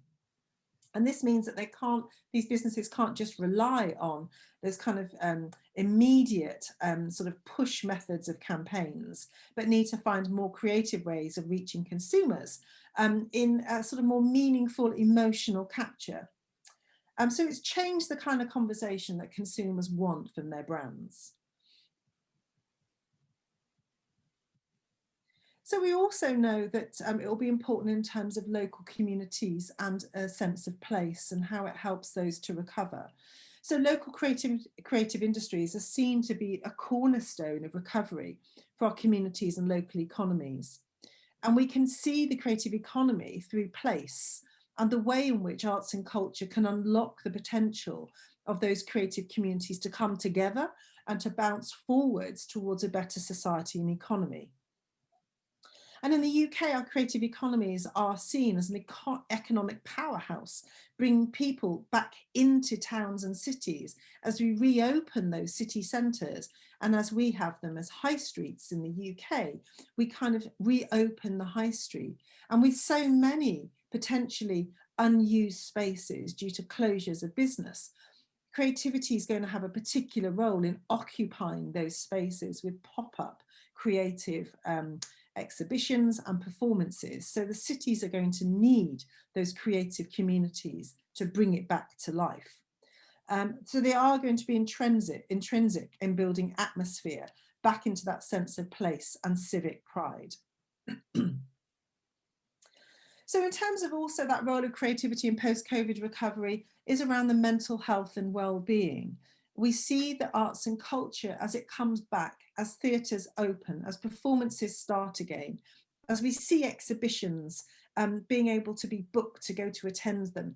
This sense of normality of those things happening again, those things that we loved to go and see, that we love to experience together, will give us a sense of of restoring, of recovery, but most importantly of normality. And we've been talking for so long now about the new normal. So I think this is a key aspect of hope and returning back to that life that we did know before the pandemic. And it will reactivate that reopening of cities and town centres and give that confidence, I think, to human beings and those communities that we can, in fact, return and enjoy public and social events again. So thank you very much for listening. My very best seasonal best wishes to everybody at SUIC for a happy and obviously healthy new year from all of us at Birmingham City University. Thank you so much for listening, and I am very happy to take any questions that anybody may want to ask. Thank you very much. Thank you, Professor Allison. So I think online one of your colleagues is here. Nathan Tromans, are you here? Professor Nathan, I would say. No? Okay. And also we have your colleagues from Vienna who are here. Professor Bernhard and Martina Hasselberg also should be here. Oh, hello. Oh, Nathan with his guitar is here. So yeah, thank you so much for your presentation. Living in Thailand right now, we see what's happening in Europe with curious eyes, and we hope you are all fine there. I am not sure what is the situation in UK right now. I think you have to work from home for Christmas, I guess. Yeah, so let me I'm just making sure that you can hear me. Yes, we do. You can hear me. Very Yes. good. Yeah, so we have a tier system in the UK. So we have areas of the country in different tiers.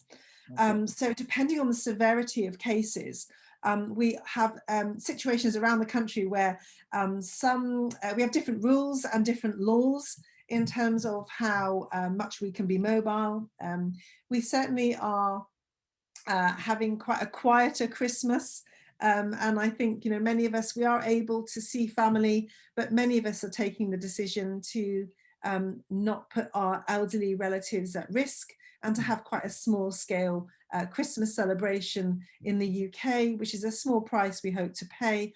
But with the vaccination now it started to roll out last week, and certainly in Birmingham, the first vaccinations were given, I think, over 10 days ago now.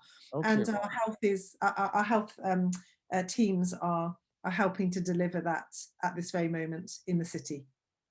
You talk a lot about the creative industries, but what about the creative education? How did COVID impact you as a university? How did you cope with it? And did you learn something out of it? Are you going to apply this also in the future?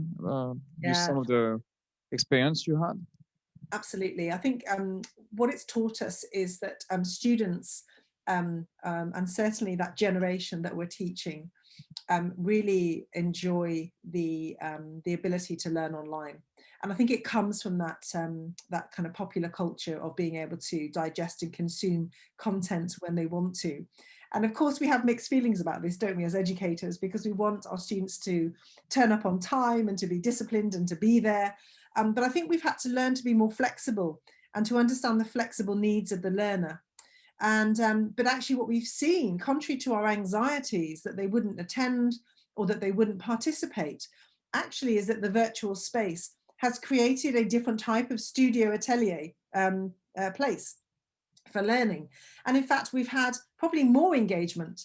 And despite the fact that we might have seen some of those students still there attending, but they might have their pajamas on in their home spaces, they are there. To that. And they are contributing. And of course, but we have done 50% delivery face to face. Hello, can I make a quick interruption? Yes. Can we close the sharing screen, please? Just so that we can see. Yes. Alison, can you stop sharing the screen? Alison, could you stop sharing your screen? You can keep your camera on. But I will try. I only have, I'm not getting the, oh, I see. Okay, let me just see if I can unshare this. Probably have to click on it, I guess. Yeah, I'm not getting the option to unshare. So that's interesting. Let me just see if I can, if I stop video, maybe that will, I'm not sure whether that will. We use Microsoft Teams in here, so Zoom is. Yeah, same here. This is, I can't seem to unshare, which is kind of interesting. If I stop my video, I'm not sure whether you might lose me. We don't want to lose you, Alison. I don't know why. It won't let me stop sharing. If I close it, this is part of the COVID-19 experience, ladies and gentlemen, of getting used to tools. We had that problem a lot. Hello? We most certainly are learning. Oh, huh. Did we lose the connection? Or? I think on the screen. A little technical difficulties, but we will be back up soon for sure. Can you still hear me? Yes, Yeah, we can yes. hear you. We just lost your But you face. can't see me. My video is No. on, but for some We reason, still can talk. I think it still works. yeah, we can still talk. We can Well, still maybe talk. I'm gonna ask some questions to the panelists or also in the audience if anyone wants to ask something to Professor Allison. Bernhard, can you say something? Maybe to test you. Hello. Hello, nice to be here. We're gonna talk with you soon, but if you have any question for Professor Allison, please don't hesitate. I have to say I was only able to hear the last part of the presentation. I'm very sorry, Alison, because also the part of the COVID experience, I realized that my internet connection at home was very weak this morning.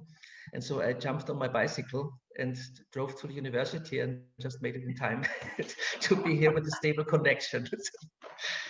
Yes, thank you so much, Bernhard. I was a bit worried about that, but you are on time. Anyone in the audience would like to ask questions? All right, Professor Chris. Does my microphone works? Good afternoon. I might have a little bit a naughty question. As usual. As usual. You talked about recovery of the economy. I think there's a fierce discussion in some countries about if we have to go to the same type of economy we had before COVID. That's one, because I think, and you see that in many, many countries, and this country is world champion in economic inequality, but that also happens in European countries and in the US. The gap between rich and poor only got bigger and bigger and bigger in the last 20 years. And I think we should really think about going back to that economy, because that's probably one of the problems we had. That's also maybe one of the things which make COVID worse. I think the main question is not COVID. The main question is how we react on this kind of things. That makes that, let's say in some countries, we have a kind of collective fear. Yesterday, this week, I asked in my classes, the students, if they are afraid of COVID. Everybody is afraid of COVID, not me. In this country, we have 60 people dying dead from COVID, and we have about 4,000 infected people. The whole country is looking TV in the evening where there are 10 affected people, and everybody is afraid. This is what's happening. It's a kind of collective mass psychology. And that's not, we're not going to solve that with individual art or something like that. And that is my main, next to that, a lot of things that we are going to do will cost money. And on a world level, people expect that a lot of people in this world go back to the poverty levels of 30 years ago, and not for 1 year, for the coming decades. That means for a lot of people, there is no money to invest in everything. That's for the rich, nice, but not for the main people. So we have to cope with the fact that we all have to have less income, so we don't have money to spend also. Can art and design do something about that? Well, it's a huge question, isn't it? I mean, I think you're right in terms of, and thank you for the question. You know, I think that when we have something like a world pandemic, it exposes the areas of deprivation. So we saw digital deprivation prevail significantly across communities, and we have students. We have one of the highest numbers of students from the lowest socioeconomic groups in the UK. So around 47% of our students at Birmingham City University come from what we call the lowest polar quintile, which has, and I think we have 6,500 students with the lowest income levels that you can have in terms of family income. So this was a huge challenge for us. And so I think the learning from that, and it's something that we're working really hard on at the moment, and I think it's been a case for all universities around the world, to close that gap around digital deprivation. I think that's a really key element.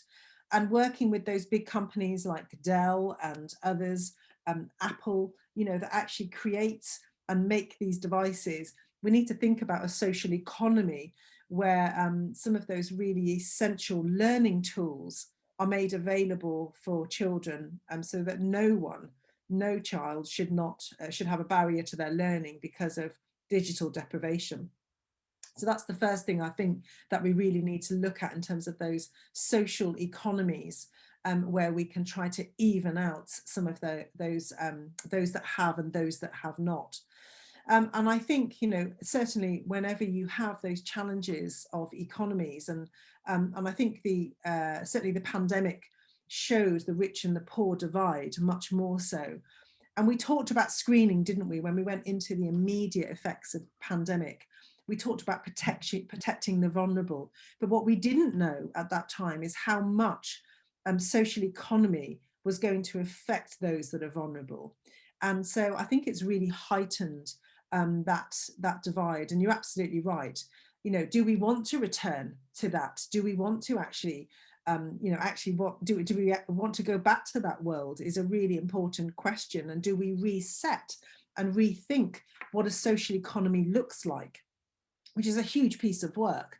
And we know that social economists have tried to explore this in terms of social entrepreneurship, in terms of social innovation approaches, a space that I've also worked in myself, with round it up, round it down schemes, with banks actually, having really interesting ways of contributing much more to a social economy, minimum wages, etc. And I think this will bring, I think the pandemic will bring these discussions to the forefront.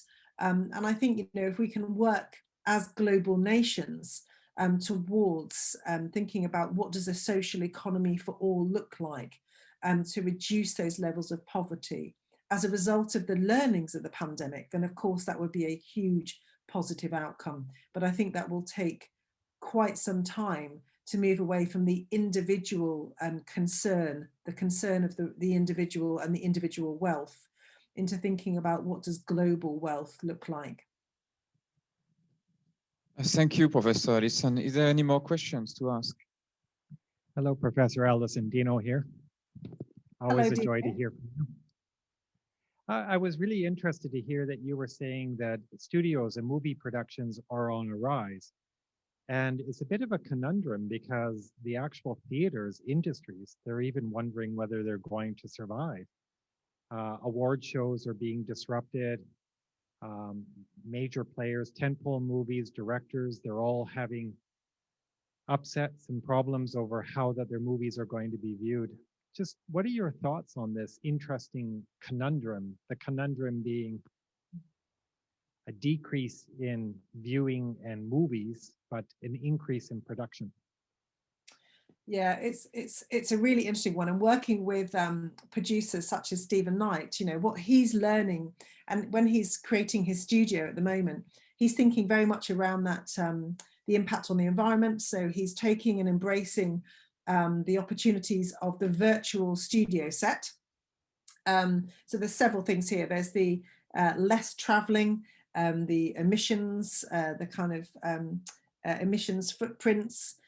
He's really thinking about this kind of new studio environment that is green, that is much more socially responsible in terms of its practices. And but certainly there is that challenge between excuse me, the home consuming, so bringing theatre, TV and content and experiences into the home is a really interesting area. But yes, I think Dina, your question around where does that leave the kind of public spaces, so that private to public space conundrum is a significant one. And I think, I think they could be the most hard hit out of the pandemic, actually. But I think what we will see, and it would be a very sad and lonely community space if we only sat in our homes, sort of digesting and experiencing those theatre productions, the films, the TV content, the binge watching of series back to back. I don't think any of us particularly want to do that all of the time.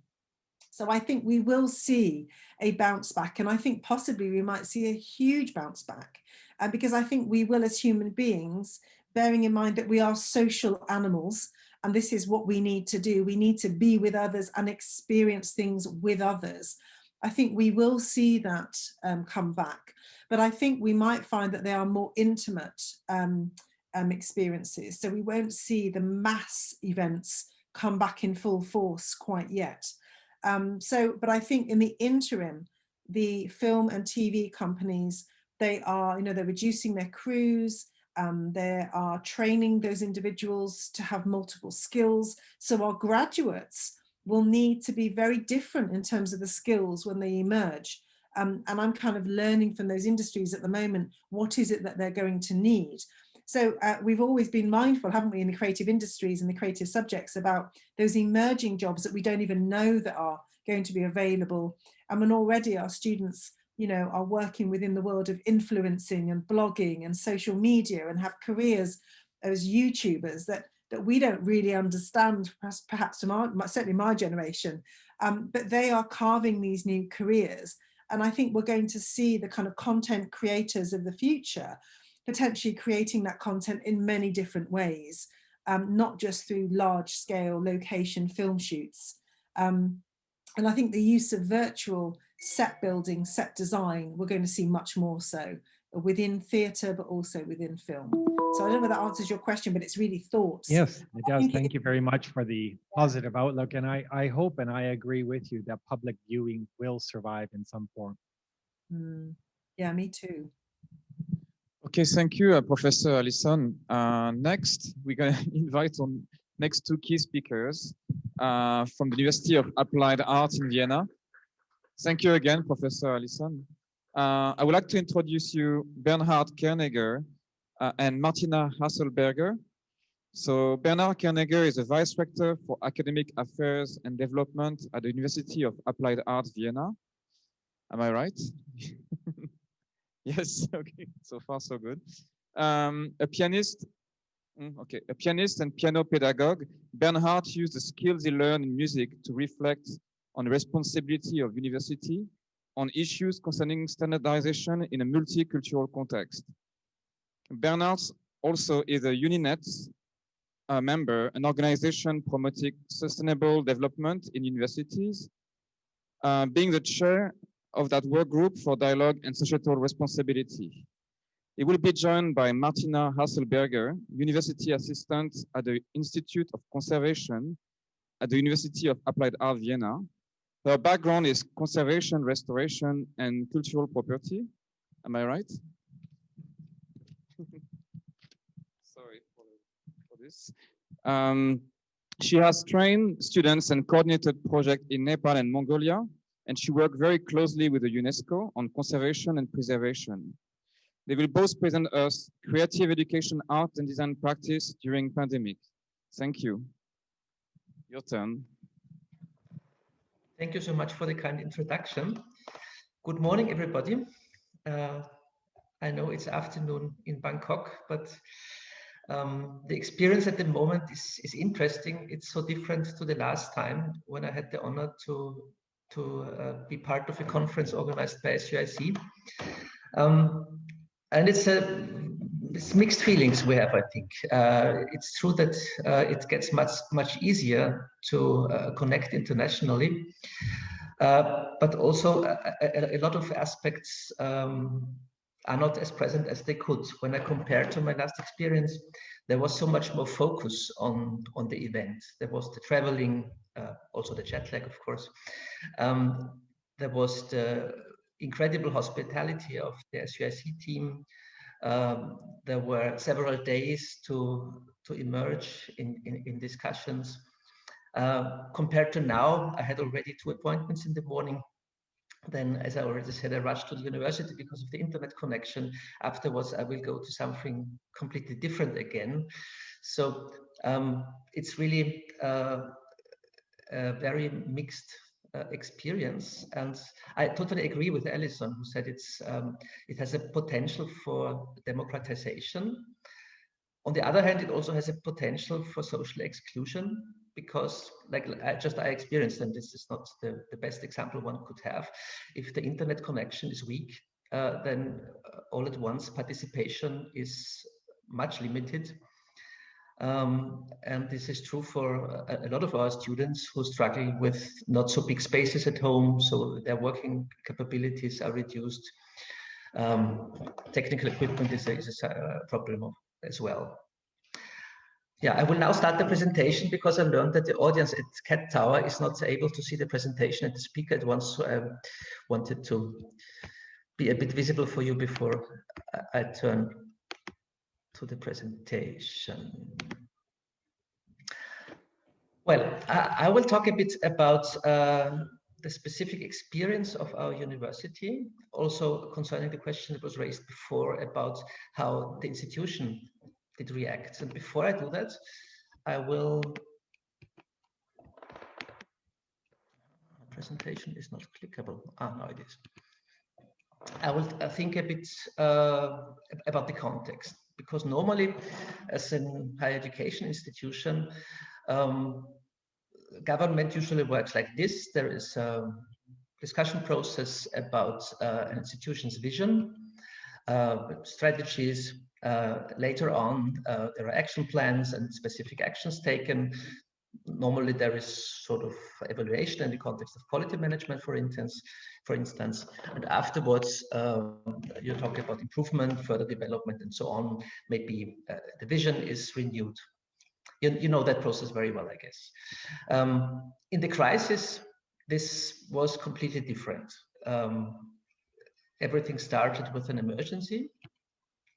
Then immediate action needed to be taken. We soon had some short or midterm plans for further action. All along, when there was time in this stressful period, implicit learning happens. Some reflection processes have started. And in the end, perhaps, there might emerge a change in the vision of the institutions or even in higher education policies. So when you compare those two tracks, it's really very different. But in the end, a lot of change was possible. And one of the goals of university management, of course, is transformation, reacting to a changing society, come up with answers that can help to tackle those challenges. So if we compare how much transformation has happened during the last summer semester, this COVID situation, and how much transformation we are normally able to achieve, the second track is not worse than the first, just when you compare the outcomes. Question is, how do we cope with the outcomes? Because they were not planned, they were not envisioned. So the big challenge will be to really go in and reflect what kind of learnings we want to take with us and what kind of outcomes we need to abandon again, because, as I said, they could be socially exclusive, or they are just undesired effects nobody would ever wish for. On the other hand, the abilities we acquired in working together, also internationally, are just incredible.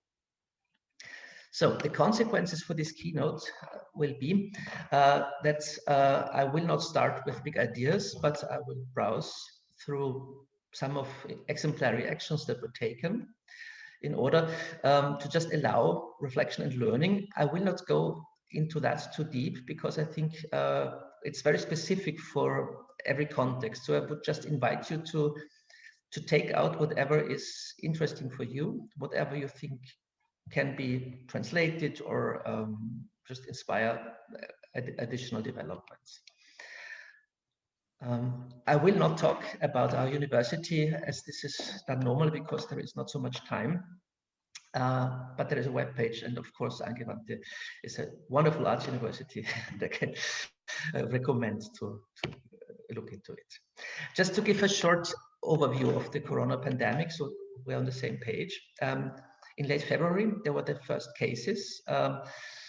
We even got quite famous, unfortunately, because from one place in Ischgl, from one event location, in fact, the virus spread through large parts of Europe, who all were in Austria at this time, skiing and partying. Yeah, first reactions were taken, and then on March 11th, the closing was announced and the switch to distance learning. So from 16th March on, there was this first hard lockdown with strict restrictions to stay at home, which is in Austria just the start of the semester. Semester starts in the beginning of March, so this was really hindering all activities in the moment. So how did the university react? How did we react? There are some crucial moments I want to share. Some of them were lucky, some of them were driven by intuition, some of them were planned. So our university crisis team decided quite soon to give the situation a name, although the discussion in Austria was like, we need to lock down for 2 weeks and then everything might be fine again. We had the suspicion that this might not be the case, and it's good to name the enemy. We established almost daily communication, and we took a very early decision to stay in this alternate mode with not using the premises in most cases until the end of the semester. With the obvious reason to allow planning. All courses that could not be transferred to this alternate mode, so to online or distance ways of teaching, were cancelled, and the transformation process was supported by a team of distance learning that was established quite in the beginning, which was a team connecting the different levels of university. So there were technicians on board, obviously, but also teachers, administration members, and also management. So the reflection loops, the feedback could run very quickly. Teachers put in their needs, technicians put in the possibilities. And although we didn't use online tools at all, almost in the beginning, it was quite miraculously possible to create that in 1 or 2 weeks' time. Next big decision was that we decided to keep up with our festival that was introduced the year before only, and also put it into a distance mode, and also announced this already in April. As a result, a creative and robust space for focusing was created, and this space then lasted from April to June, and I think this was a big advantage in the end, because all the discussions on how long will that this alternate mode last, and is it reasonable to put a lot of effort into developing different teaching approaches, all that didn't need to take place, and people could focus on creative and feasible solutions. So, as promised, some examples of action. There were examples of totally replaced teaching content. I think the best example here is the Institute of Conservation and Restoration, and this is why I invited Martina to join me here to give some more insight in that. I found it was amazing because the field of conservation and restoration obviously is very much connected to history, traditional objects, and this quick transformation of their agenda was a very good example for what was possible in this semester, from my point of view. There were packages of material created for students working at home. So that could be basic workshop tools. Our ceramic studios sent out clay, and students could work on that, send it back to be fired and produced. There were electronic kits sent out, so people in a video conference could put things together and do the experiments.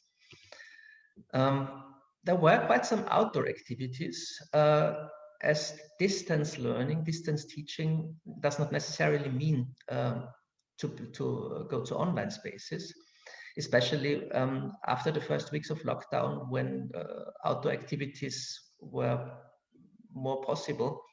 There were quite some courses also exploring these possibilities of interacting without coming too close, of course. Yeah, and the online formats still took a core role, exploring the technical possibilities with diverse artistic approaches. Lately, we discovered a whiteboard tool, Miro, that allowed a 2-day strategic meeting of the Senate and Directorate to go into a future vision process. So, yeah, that was that. Very important was a frequent exchange of good teaching practice. So teachers were invited from the beginning to not only be on their own with their ideas for transformations in teaching, but there was a frequent possibility at the beginning every week, then a bit reduced over the time. So they could inspire each other with their approaches. Yeah, and the festival and the structure of the festival allowed to announce that all graduation projects will have to take place in virtual space. And this also was announced in April.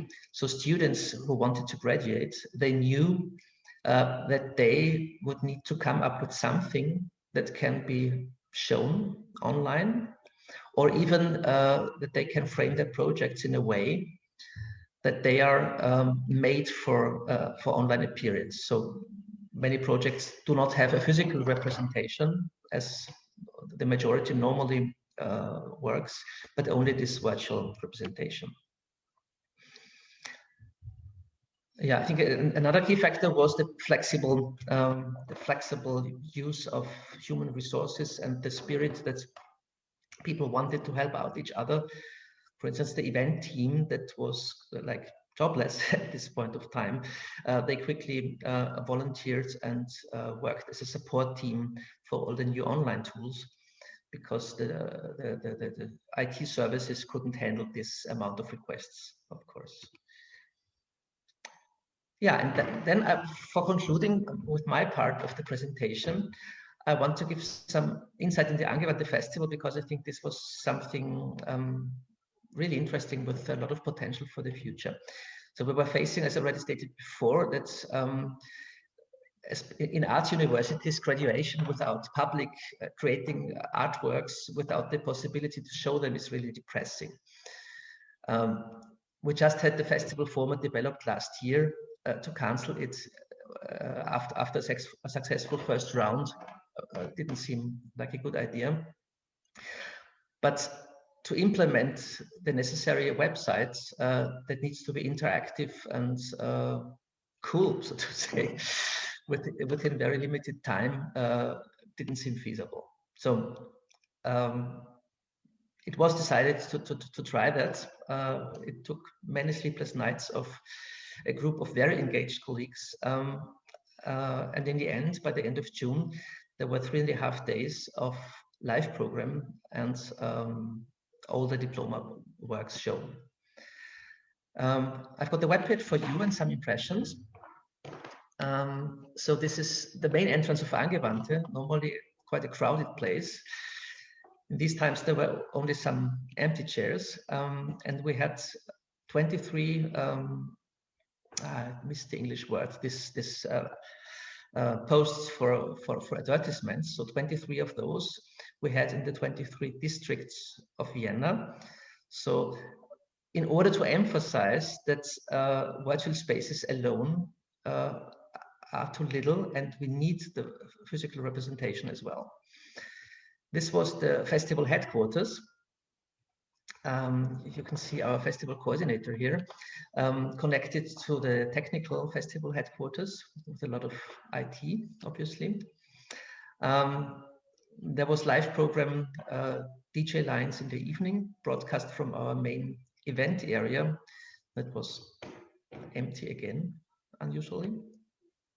And in the end, we had a festival team that was quite content with what was achieved. For concluding, I just want to give you a quick insight into this festival page, which is present as an archive still. So it's a zoomable page. You can see all the festival contributions here, and in the middle there was the timeline for the live program that is now the archive. And by zooming in, it's possible to see the single contributions. Many of them are combined with videos. And for an example, there is, for instance, this activity of Arts Goes Home.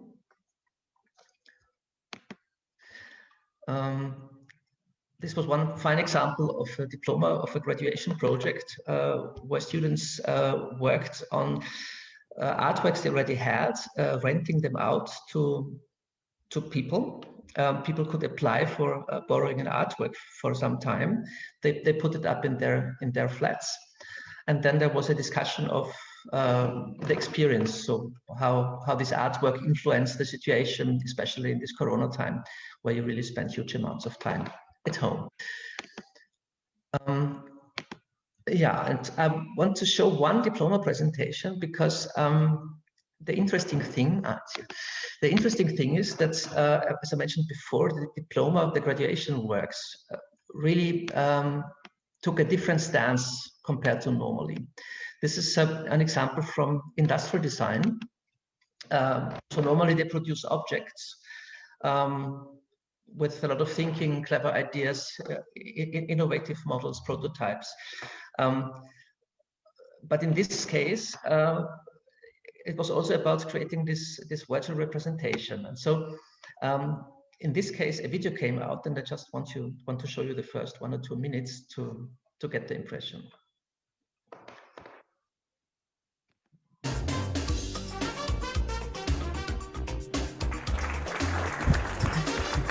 How's it going? Mitch here. Another great episode here today of Cook, Love, and Live Life. Everything you need to know about living a healthy and balanced lifestyle.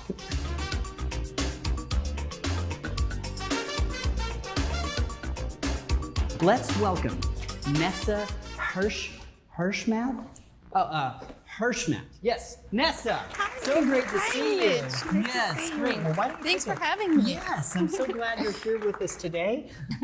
We're going to start with a couple great meals here. You've got so much prepared. I don't even know where you're going to start. Tell me. I was thinking that we should start with breakfast. Yes. Because, I mean, you need to be balanced. Absolutely. And to be balanced, you need a proper breakfast. Yes. So I like to do scrambled eggs. Yes, I with love bacon. scrambled eggs. Everyone loves scrambled eggs, a classic American dish. That's how the day gets started, right? So let me cook up some eggs and bacon. Great, great. I'm going to use my balanced bowl. Now this is This is actually my balanced pot, and it's made out of copper, and it retains the heat, and it heats up really quick. So it only takes a couple of minutes to make these eggs. So I'm going to turn it down a little. Let's make sure our audience really sees this. This is quite remarkable. Go ahead.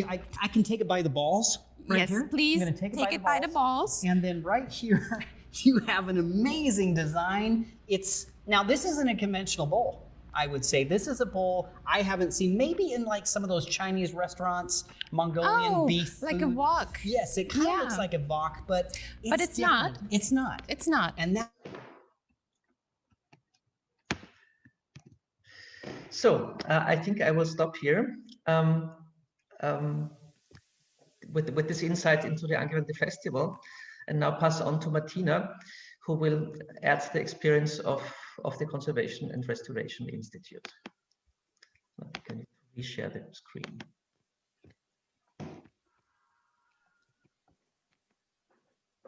Second, yeah.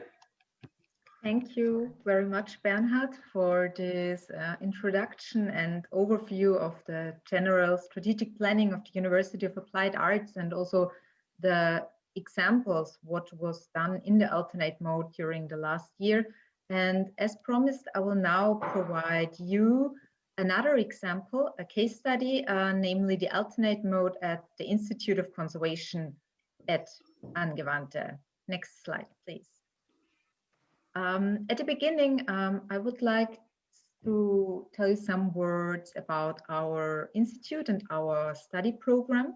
So in non-pandemic times, or actually also now, but we offer a diploma study program in conservation restoration, which takes 5 years and gives different specialization areas. So conservation of paintings, objects, stone, and textile. And our study program includes different subjects, including conservation science lectures, natural science lectures, history of art and culture, and a particular emphasis is on practical conservation, on hands-on. As you can see here, our students get more than half of the credits of the whole diploma program for practical work, for working in the studios and workshops. And as Bernhard said, just this because this is probably different to Thailand and other countries, our academic year is divided in 2 terms, winter semester, October to January, and summer semester from March to June. And as Bernhard already mentioned, the COVID pandemic strike directly at the beginning of the summer semester, at the beginning of March. Next slide, please. So here you see some impressions of the practical work at the Institute during non-pandemic times. So it's from the previous years, some impressions showing our students working on original objects, so on historic objects from museums, from private collections, from church during the term. So practice is very, very important in our program and in the education and training for conservators restorers. Next slide, please. So our question was now what to do in the alternate mode. What should we do? It was very unexpectedly that we had to face this situation, how to teach these practical skills in distance mode. So we had no access to the studios, with no equipment at home. Our students had no equipment at home. The objects they were working on were in the objects, so not at home. We had additionally different students. As I said before, we offer different specializations. We also had students at different stages of the study progress. So from first year to the diploma students in the 5th year, they all had different needs, different knowledge where they are. And what we wanted for them also during the alternate mode is that they all benefited from the program. So we said, well, let's focus on the future. Next slide, please. And what we did is we thought about future challenges for conservative restorers. And we established or defined 4 working groups, areas, future challenges we would like to work on with our students during the summer term. And these working groups you see here, the first one focusing on climate change and cultural heritage, so particularly on the impact climate change will have on the preservation of cultural heritage. We thought about deterioration mechanisms that will change due to climate change, slow and extreme events. The second working group focusing on sustainability in museum and storage.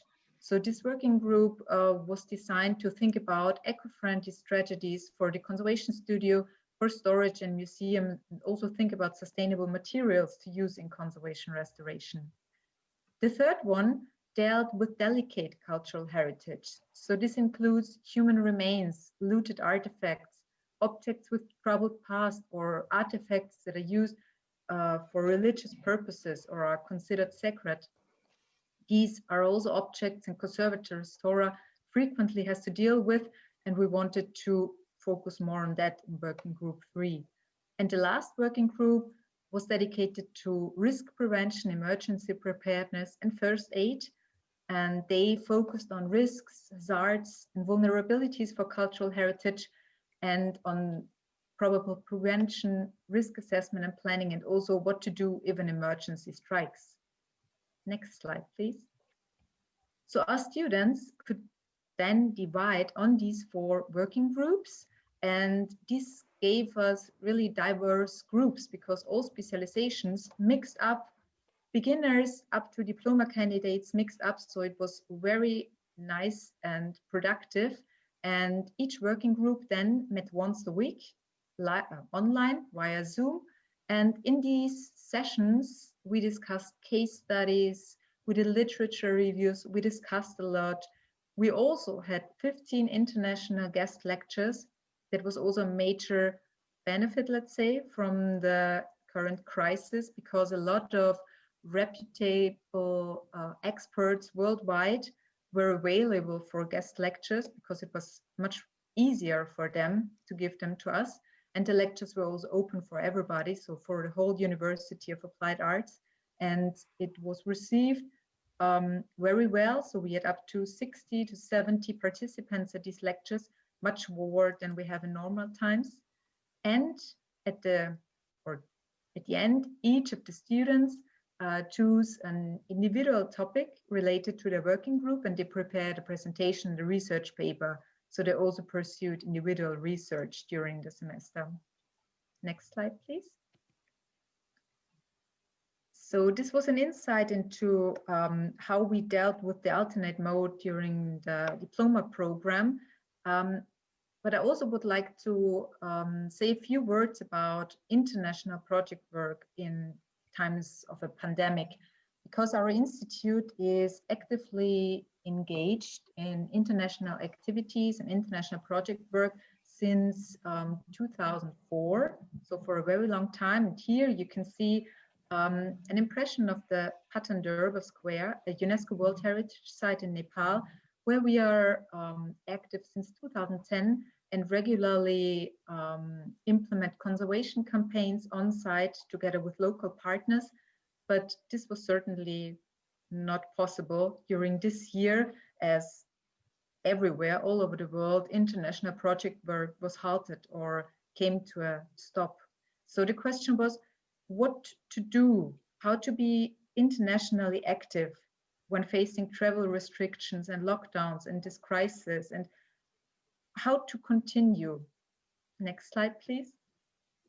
So again, we decided to shift everything to the virtual space. And what we did is we implemented, on one hand, online lecture series. Here you see two examples, multi-day events that were also open to our international partners. So we tried to keep contact, to exchange in the virtual space, to build up knowledge, transfer knowledge, and work together, learn together, and from and with each other. And we also had an international summer school dedicated to preventive conservation and collection care. And these activities allowed our international partners and institutions from India, Mongolia, China, Nepal, and also Thailand to join and to stay in contact. And we also had international partners as guest lecturers. Next slide, please. So to conclude, actually, we made the most of it, let's say it like that, particularly the online, so that we did our international activities online, let's say, enabled an increased range and coverage and an easier participation for our international partners. So that was certainly a benefit, and it was also environmental friendly and more cost efficient. The alternate mode for the diploma study program was also very well received by our students and staff, and very much appreciated, because it was an opportunity to dedicate attention and much more time to future challenges and current topics, as I mentioned, climate change, sustainability, risk prevention, which are important for conservators, restorers, and affect conservation practice. But normally, during a normal study program, we don't have so much time to tackle these topics. So the general ideas, particularly sustainability, we will maintain this and also try to include it in our future lecture formats and initiatives at the Institute. So there will be an impact, certainly, on how we will teach in the future. But next slide, please. We also learned that for international project work, the relationship and the personal meetings are decisive, and we can't yeah, work without that. So on-site work will be still important, and we hope for the next year that we can continue this with our international partners. And we also learned, or have to say, that conservation practice is crucial in conservation training programs for us. So currently, it is again possible that our students are in the workshops through adherence to hygiene measures, distance, keeping the maximum number of students, and also because our university is very eager and is very emphasizing that students can work again, can practice again, because practice is in all the study programs at Angewandte very important. And next, please. And after this conclusion, allow me some final notice regarding conservation practice is crucial. I would like to raise your attention to a new joint master program between Silberkorn University and the University of Applied Arts, which has this focus on international conservation practice, which will allow students to gain extensive experience in that and in cultural heritage management, as well as art and cultural history. So if you're interested in this study program, I can only highly recommend you to get in contact. Here you see the mail address. And with this, I would like to hand over back to Bernhard for our final conclusion and remarks. There is just one final slide. Also from our side, I just received this yesterday, and it's also a nice example of these kits that are sent out to people. It's only in German, but you can see this is like a toolkit to have a Christmas party via Zoom, and you have all the necessary ingredients, from the candle to there is some hidden alcohol inside, some chocolate, some goodies. So the idea is that colleagues can meet and have a little Zoom Christmas party, and that's what we also wish to you. Merry Christmas, and especially a Happy New Year with a lot of safety and inspiring ideas. Thank you for your attention in the name of both of us.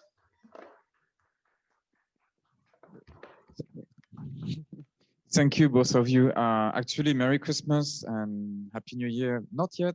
You have to wait New Year for that normally. That's what we do in France. I don't know in Germany, in Austria, if you have the same thing. It's bad luck to wish New Year. It's good luck. It's good luck. Yeah, that's the one. Okay, perfect. I would like my audience, if you have any questions to ask. Yes, please, Dino. So, hello? Hello. Testing, testing. Okay, I'm back. So this is an open question to both of you. I noticed that you were talking about the COVID, a lot of disruptions, such as no public viewing, social distancing. Would you like just to share with us how you're dealing with the disappointment from your students? We here in Thailand have had long dialogues and conversations with our students. Of course, they're understanding. But again, you know, it's heartbreaking for them and it's disappointing. Do you want to share with any experiences or how you have dealt with that? Well, perhaps I start, and Martina, if you want to add something. On the one hand, it helps, of course, that there are a lot of activities, and students also see that there are a lot of activities, and they appreciate that we just not fall into depression altogether. But what we observed is that the usual problems that are normally not so important, or the tensions in groups, or the overall social climate, this is really becoming a challenge when people are isolated. For instance, we had a really big discussion because students from foreign countries in Europe pay less tuition fees than students from outside of Europe due to our national regulations. And this became a very big issue with a heated discussion. Yeah, very heated discussion. But it's, I think it's very useful to have this reference points of still following an agenda, and not telling people that everything is fine and that we learn a lot, but that we do the compromises as best as we can.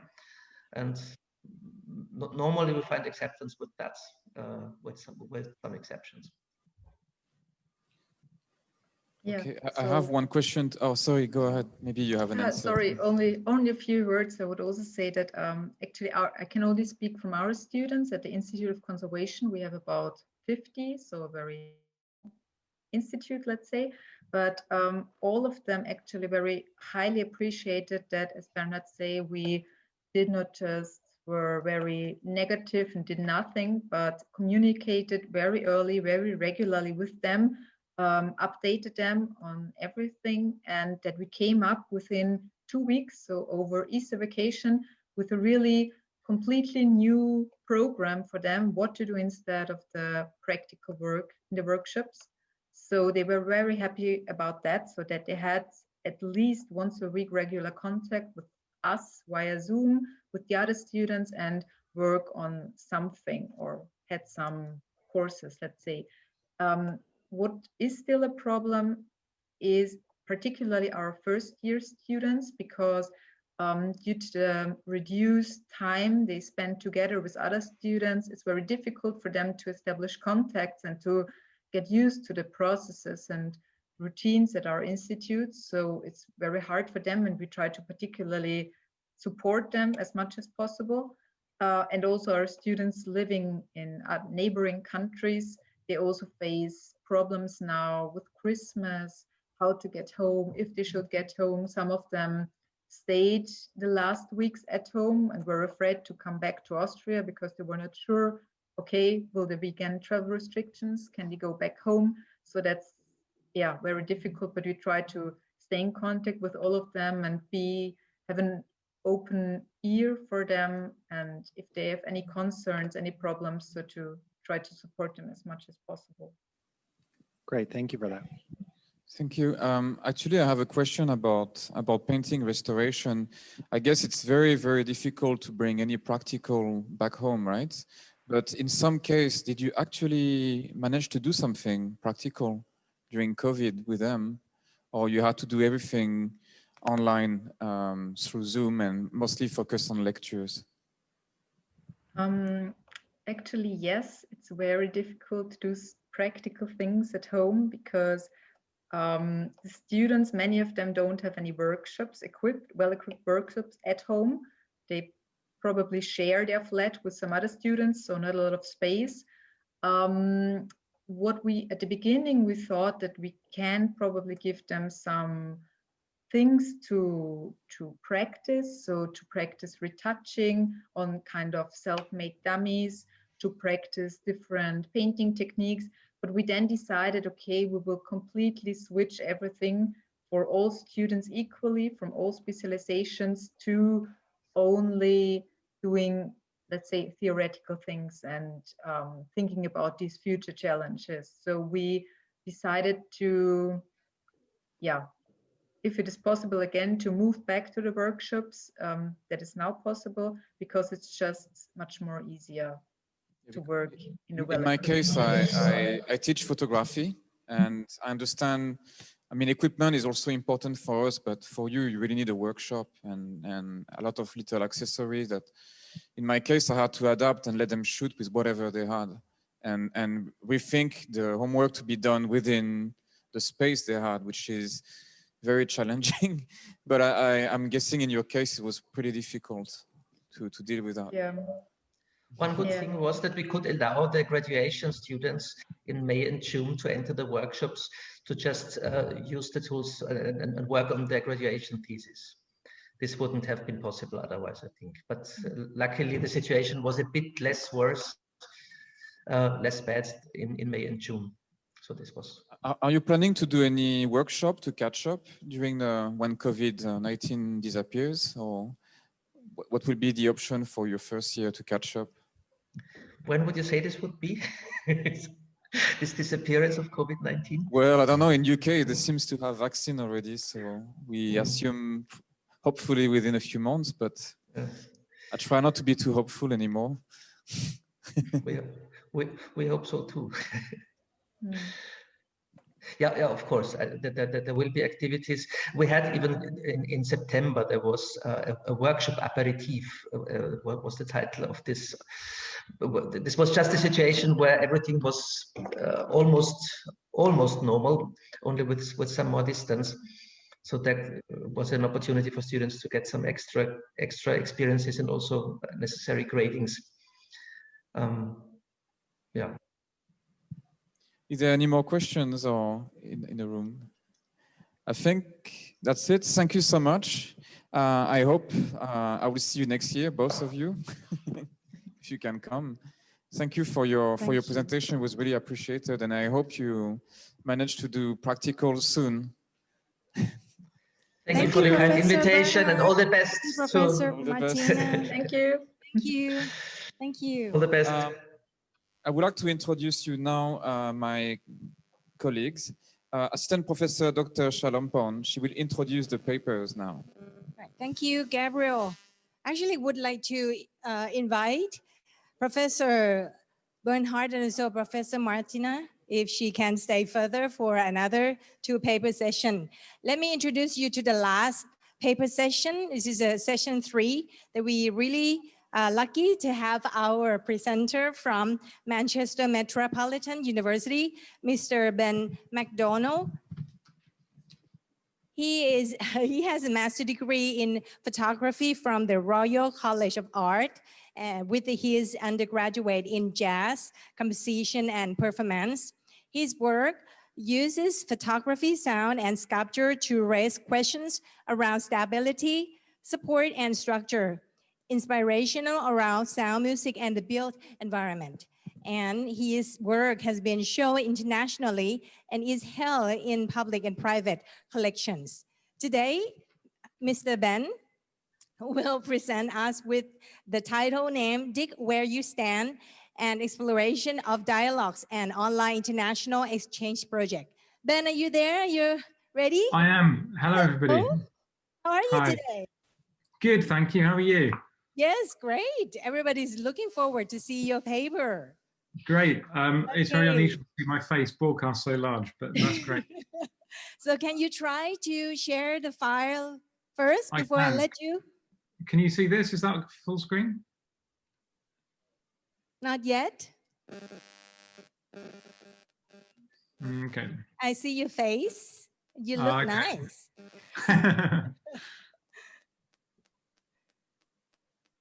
Okay.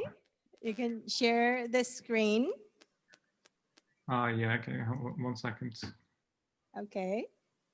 Sorry. So the second paper after Mr. Ben McDonald, we're going to have our lovely new crew for our Bachelor of Fine Arts in Digital Communication Design. She's our new crew, Miss Kesilin Homwiset Wongsa.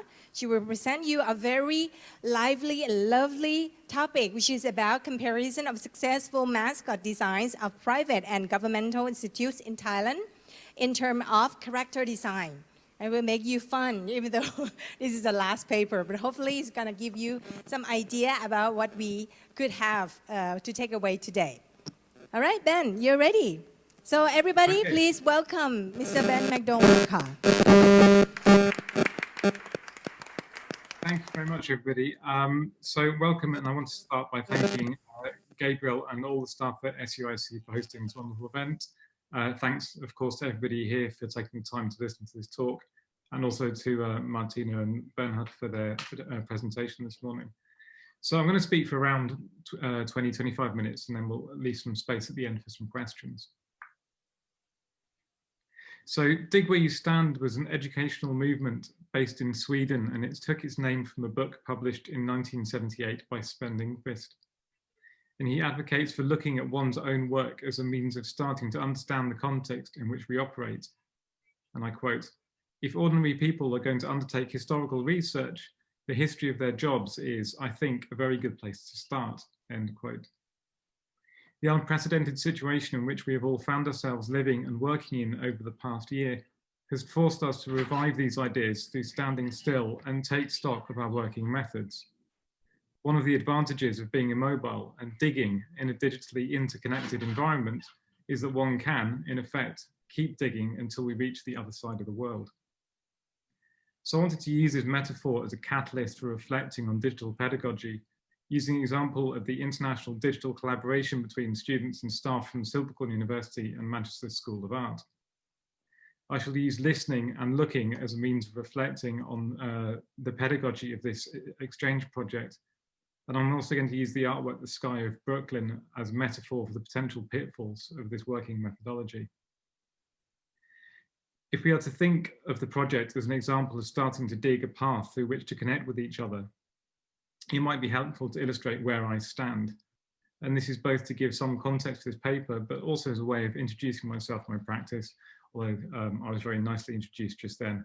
I'll also use some of these themes to reflect on my own pedagogy.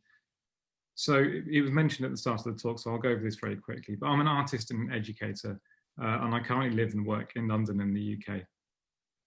I graduated with a master's degree in photography from the Royal College of Art, and my undergraduate degree was in jazz music, from which I graduated in 2004. So as such, my work uses photography, music composition and sculpture to raise questions around stability, support and structure. I draw inspiration from sound and silence in the built environment, and I'm interested in trying to develop a transgressive overlapping of sound and image to create structure in which to experiment, reimagining the image not just as a depictive surface, but a site to be occupied and used. I also regularly work with the graphic score as a means of both making visual work in its own right, also a stimulus for music which can be used as a speculative tool for establishing a temporary inhabitable space. Teaching is also integral to my practice. I'm a lecturer on the Photography BA Honours programme at Manchester School of Art. I've got a PGC in HE, and I'm currently working towards a master's degree in education, and I'm a fellow of the Higher Education Academy. If that piques your interest, have a look at my website. Feel free to follow me on Instagram, support my frail artist ego that way. So this hopefully gives a clear idea of the area which I've defined for myself, the field in which I stand. Lindqvist recommends we look at the history of our work as a means of starting the digging process. And I shall address some aspects of this through looking at the shift from offline or IRL teaching to online learning later in this paper. Of course, all this activity has been physically curtailed over the course of the global pandemic. The field of my research is just as fertile, but I'm physically less able to move around within it. With the benefit of hindsight, it seems obvious that the switch to a more sedentary online life meant that we could reach out further. It slowly dawned on us as pedagogues that we could share resources, listen into each other's lectures, and look to working further afield. As anyone working in HE knows, budgetary constraints are often the limiting factor in the implementation of creative projects. And the shift to predominantly working remotely has meant that we could just as easily work with educators and artists, both nationally and internationally. It's against this backdrop we began digging where we stood. So reaching out to SUIC, with whom we'd run a British Council-funded project in 2019. And these are some images from that. So in 2019 in the UK, I formed a relationship between the British Council in London and the photography course at MMU, and they introduced us to this Walls and Beyond project with Silvercorn University and 6 other EU universities. One of our third year students, Victoria Smith, you can see in the bottom left, was selected through open call by the British Council to spend 2 weeks at Silvercorn University and participate in an exhibition at the end of the project. This project was fully funded and proved to be a hugely rewarding experience for Victoria, who went on to get a high first and is currently working for a network of museums in the northwest of the UK, both of which she partly attributes to her time in Thailand. The project was also rewarding for the institutions involved, providing an exchange in ideas, practice, and working methodology. So at this point, I want to use this artwork, The Sky of Brooklyn by Wan Gongxing from 1995, as a further visual metaphor for the digital pedagogy that this project represents. In this work, the artist digs a 3-meter hole in the floor of his Beijing home and places a video monitor at the bottom that plays a recording of the sky he made whilst on residence in Brooklyn. This work, of course, illustrates the hole digging mentioned earlier in the paper, but it's also cautionary. There's a futility to this gesture of digging in Gongqin's work. And even after this effect, we are left staring at a screen. The clouds depicted in this work are reminiscent of the blandness of early Windows screensavers. And it reminds us that maybe looking is not enough. The screen suggests a relationship that could potentially be voyeuristic and bland. And this is certainly a problem in digital pedagogy. How can we work in a way that is not simply based on a passive act of looking? As photographers, we may be well placed to think critically about this relationship between looking, dialogue, and experience. And hopefully we manage to produce a project that interlinks these 3 facets, rather than relying simply on voyeuristically looking at one another. This work also highlights another problem. There's an implied hierarchy of experience. Was the student that got to fly to Bangkok given a more real experience? Online collaboration is certainly more democratic in that it is free to participate in and can be offered to a greater number of students. But is it a less genuine experience? Is it possible to create a meaningful exchange, or are online projects simply pale replicas of in real life teaching and learning experiences? So with these questions in mind, I will introduce our project and share some of the students' work and then discuss some of the findings afterwards. So Dialogues is a digital exchange program initiated in October 2020 for students with an interest in photographic practice from both Silverfield University and Manchester School of Art. Building on the success of Walls and Beyond, which I showed you earlier, we initiated the Dialogues project as a way of both continuing this relationship, but also developing it so that more students could benefit from the process of working in new contexts with an international student group. For a range of independent and supervised projects, the participating students have been working in small groups and collaborating to produce a body of photographic work that will be exhibited in both Thailand and Manchester in early 2021. Students were selected by open call at both institutions, and we were keen to include a mix of year groups to promote further dialogue within each program, as well as between institutions. I was acutely aware that from a student's perspective, the majority of their education this year has already been delivered through a screen. And we didn't want to propose a project that would be passive or involve watching rather than doing. To counteract this, we wanted to give the students a framework that would use images as a way of facilitating a dialogue. So I'm going to run through the project with you, show some examples of work. So this very first exercise was an initial project, and it was a simple ice-breaking exercise in which students recorded a short video to introduce themselves. And this was used to help self-select groups of 4 to work with. This helped promote conversation and necessitated an attempt at understanding one another's practices from the very beginning. The second exercise was based in the surrealist parlor game Exquisite Corpse, a game in which each participant takes turns drawing on a piece of paper, folding it over to conceal their work from the next person. In our photographic version, one person from each group initiated a photographic dialogue by sending an image to a student from their counterpart university. This student would respond by making a picture and sending it to the next person in the group. This was repeated until at the end of the exchange, there would be a series of images that represent a visual dialogue that hadn't been seen in its entirety by the whole group until the end of the exercise. So these are some screenshots from tutorials showing these dialogues.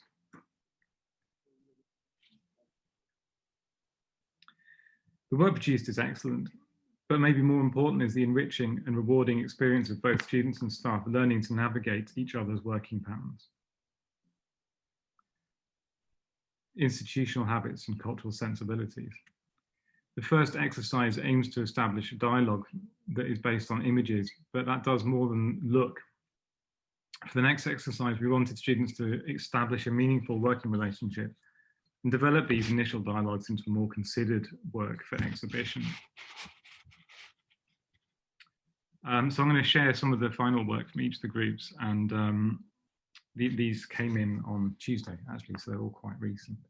So here, Elise Fung, Hannah, and Sam made a Leggete-style film with a narrative based on the conversations that they had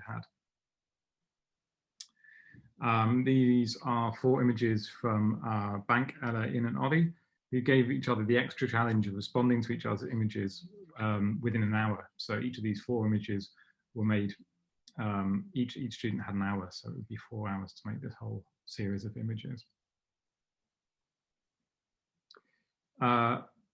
Here, Namwan, Panda, Amber, and Ellie made work thinking about interconnections and tried visualizing the work using Art Steps, which is an online customizable virtual gallery space. And I quite like that they've used this kind of yellow cable as a way of interlinking their works. Eden, Kan, Poon, and Taiwai started making a series of images that responded to each other, and the short series on the bottom left indicate that. But then their dialogue opened up, and they started working with images and text and started sharing these little texts that they had made with each other in their own languages. So there's a mix of Thai, English, and Chinese. As this work developed, it was rewarding to see how different working relationships developed, and the 4 different groups started to form individual identities. As the dialogue between the students became more meaningful, the work developed concurrently, becoming more nuanced and layered.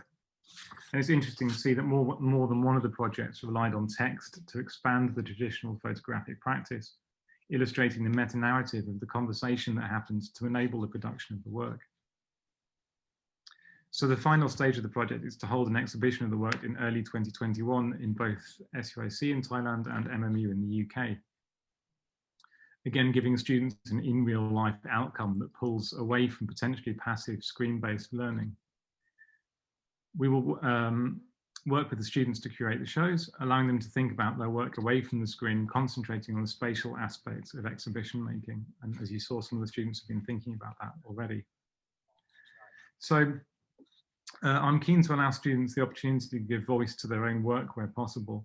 And I want to encourage the whole working group to do this as part of archiving the project. At the very last minute, I reached out to one of the group to see if they could reflect in a short video on their work and their work in progress. And 2 of them kindly responded. So I'm going to share those with you now, and they're about a minute each. So the first one, student Amber Parks, discusses her work and the process of collaborating with her group.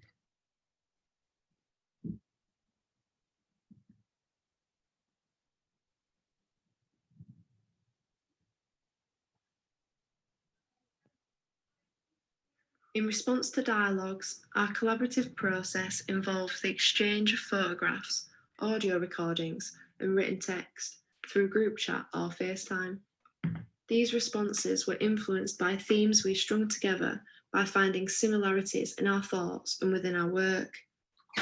We became intrigued by connection and disconnection, the way information is shared and lost through the screen, and how our voices echo through our virtual and domestic landscapes.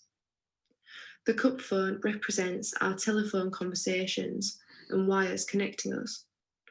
The string must have tension and balance in order to transmit sound. However, the sculpture hangs suspended and tangled, demonstrating how we may never meet and connect in person. This collage is a collection of text and image from all group members, aiming to illustrate the integrated nature and relationship between our responses. By pulling the digital work into material form, I am placing emphasis on the limitations of digital communication, such as a lack of touch and how information is lost. Text and audio were significant in our process, considering intrapersonal dialogues, speech, and sounds. The video layers sound I received from a Silpercorn student with my own response, so they play simultaneously to form a distorted ambient environment. Great. So that was Amber Parks, and I've got a second short video from another student, Ellie Rankin, who introduces her work.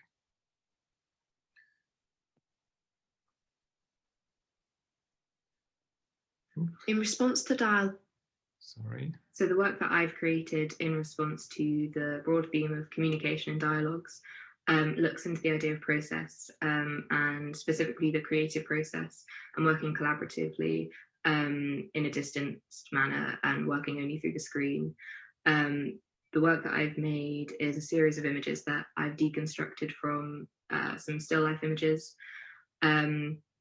And it looks into the idea of process and how the process, the creative process, may become miscommunicated and information may be lost or gained as a result of the screen acting as a physical barrier in between our conversations. So as you heard, both students reflect eloquently on some of the rewarding aspects of working in a collaborative project remotely, but also some of the problems. And I find the metaphor Amber draws on in her work with the string and cup telephone particularly illustrative of some of the problems, particularly with audio that can be encountered. And I'll reflect further on this in a second. So the Dialogues project has been a really useful exercise in digging where we stand, enabling a rich student experience for a wide range of students. It also provides us as pedagogues an opportunity to think further about our field. So as I've said, my work often revolves around developing a relationship between image and sound. And as such, it seems reasonable to draw on listening and seeing when reflecting on the recent shift to online teaching and learning. So I'm going to share with you two short reflections on online teaching and learning based on this. So the work that... Whoops, there we go. So latency. The delay inherent in digital communication, or latency, is long enough to experience when using Zoom. The temporal hiccups in information exchange that would never happen in face-to-face disrupt a natural flow in conversation. I found during tutorials I would accidentally speak over students and was apologizing a lot for not letting them finish sentences. In a series of podcasts, author and musician Dan Krakowski discusses the experience discusses the difference in experiencing analog and digital time. And I quote, "When we trade broadcast for podcast, we give up the opportunity to experience time together in the same instant," end quote. Here, Krakowski is discussing analog radio broadcast and digital podcasts. In face-to-face conversation, we're physically and temporally sharing space. We can interrupt one another, make agreement noises, and fall silent without interrupting the discussion. But due to latency, during online tutorials, each of us shares our own incompatible time space. Silences, agreements, and interruptions highlight the distance between us and make a flowing, unstructured conversation very difficult. This problem is amplified during group tutorials, with students experiencing time differently and each noise amplified by the group's open mics. We would often interrupt each other. So in the Dialogues project, we kept large group sessions to the minimum. And this allows students to self-select an asynchronous working methodology. Of course, we would have tutorials on Teams, which were useful points for bringing the group together, but most of the communication was carried out over social media channels. And this has allowed for a style of conversation to develop that is analogous to students' everyday peer-to-peer conversation. It seems that by not dictating the means of communication, students were able to utilize asynchronous means of discussion that they were already accustomed to. Using WhatsApp, Facebook Messenger, and so on, allowed a fluid conversation that's not replicating in real life communication, but is its own latency-free, meme and GIF-laden, image-based communication.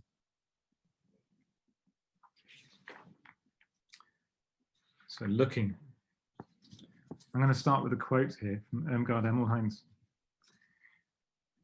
The Lebenswelt, literally life world, or world in common, as Hannah Arendt defines it, is the framework from which both understanding and political judgment, from the point of view of the political actor and or spectator, can arise.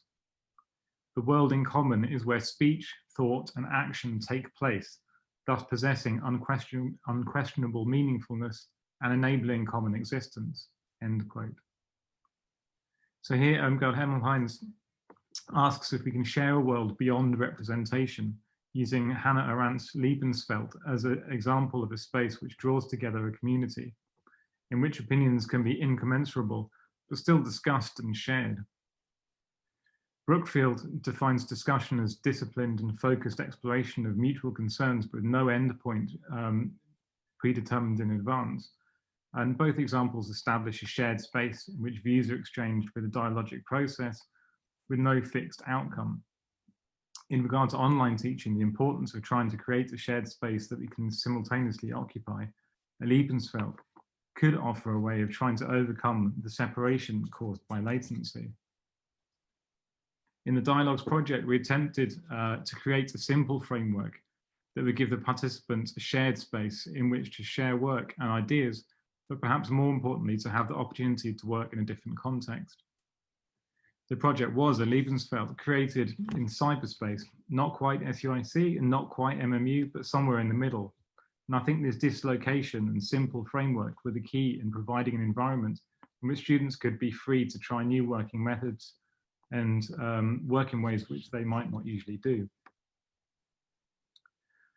Hopefully through engaging in the Dialogues project, both students and staff from SUIC and MMU have started digging where we stand, not in order to reach the other side, as we may have thought at first, but to meet somewhere in the middle, in a shared space that isn't a pale imitation of in real life experience, but a different shared space that offers different and equally rewarding teaching and learning experiences.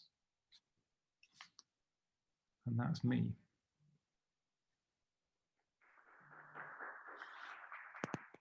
Thank you. Thank you very much.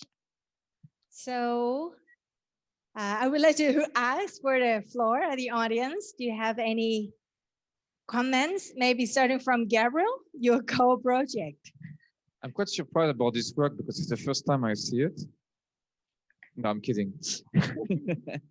So, in your opinion, what was the most difficult part for your students in that project? From a staff point of view, it was probably organization, and I think the students felt that it's quite hard working across different time zones with students you're not familiar with, 4 different year groups, you know, and so I think that you know, purely organizationally, that was quite hard.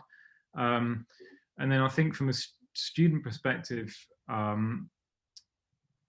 think maybe at first they were kind of thrown in the deep end of this type of communication, and it was a little bit like a high school disco where you had 2 groups at either end of the dance floor, and they wouldn't quite be brave enough to reach out to each other. But I think over time they kind of warmed up, and the conversation started flowing a little bit earlier. Okay, Dino? Yes? Hi there. I'm teaching digital video production, and I tried doing one of these collaborative projects before. And to be honest, the students just didn't get it. They didn't understand what I was trying to do. As well, using very conceptual ideas in video productions. So they watch lots of productions that have a beginner, a middle, and a nice ending. How do you deal with communicating to students what is required of them in a project like this? And how do you deal with students that are not getting what you're trying to achieve or what you're trying to go for? I mean, like, this is a very conceptual, again, is the word I want to use, kind of concept. Thanks. Yeah, no, thank you. It's motivating students not in real life is super hard, and it's possibly the hardest thing. I mean, I think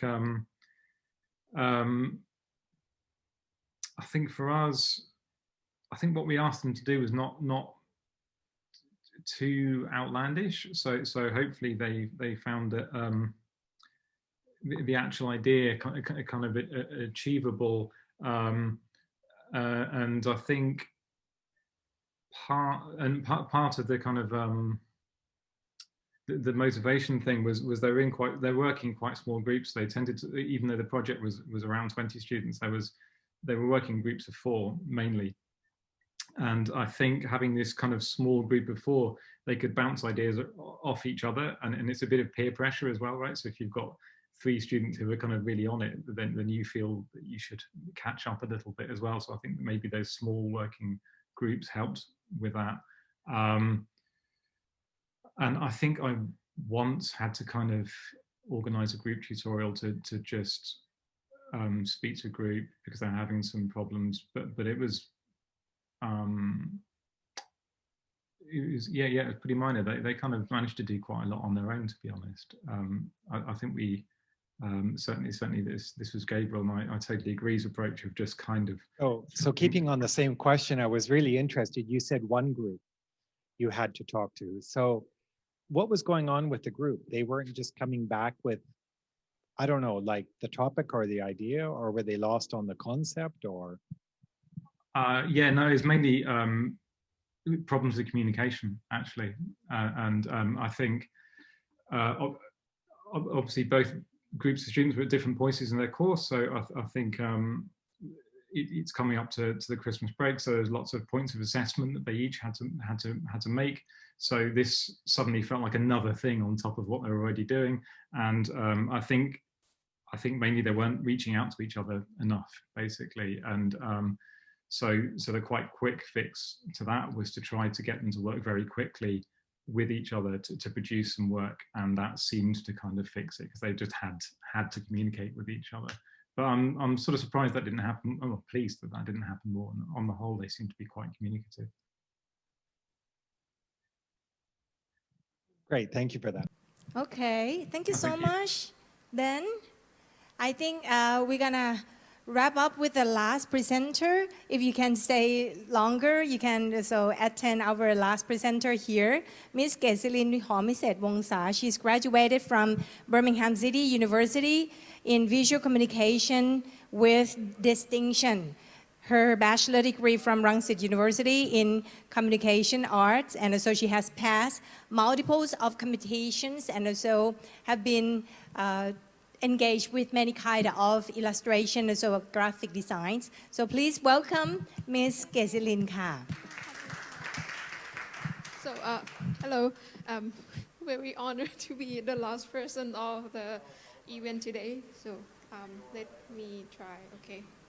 So just let me introduce myself a bit. So my name is Kesilin Homiset Wongsa. Now I'm currently working with DCD as 2D illustrations, character design, visual narrative. So today I would like to talk about like the comparisons of successful mascot design of private and governmental companies, especially in Thailand. Just let move a bit. So I'm trying to wrap up a bit because it's have quite a lot in slides. So there will be some slide that I'm going to jump.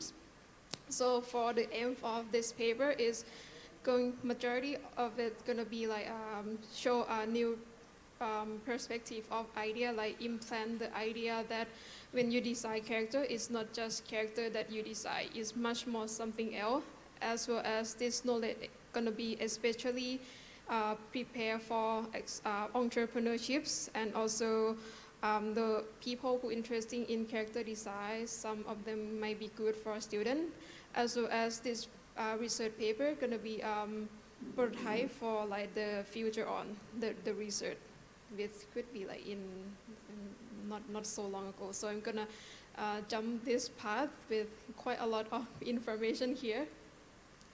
So a bit introduction. So as you guys know, mascot design will be like quite a big mainstream of the design productions, and as a marketing purpose, they can use a mascot design as productions, could use as a medium to carry the message to the audience.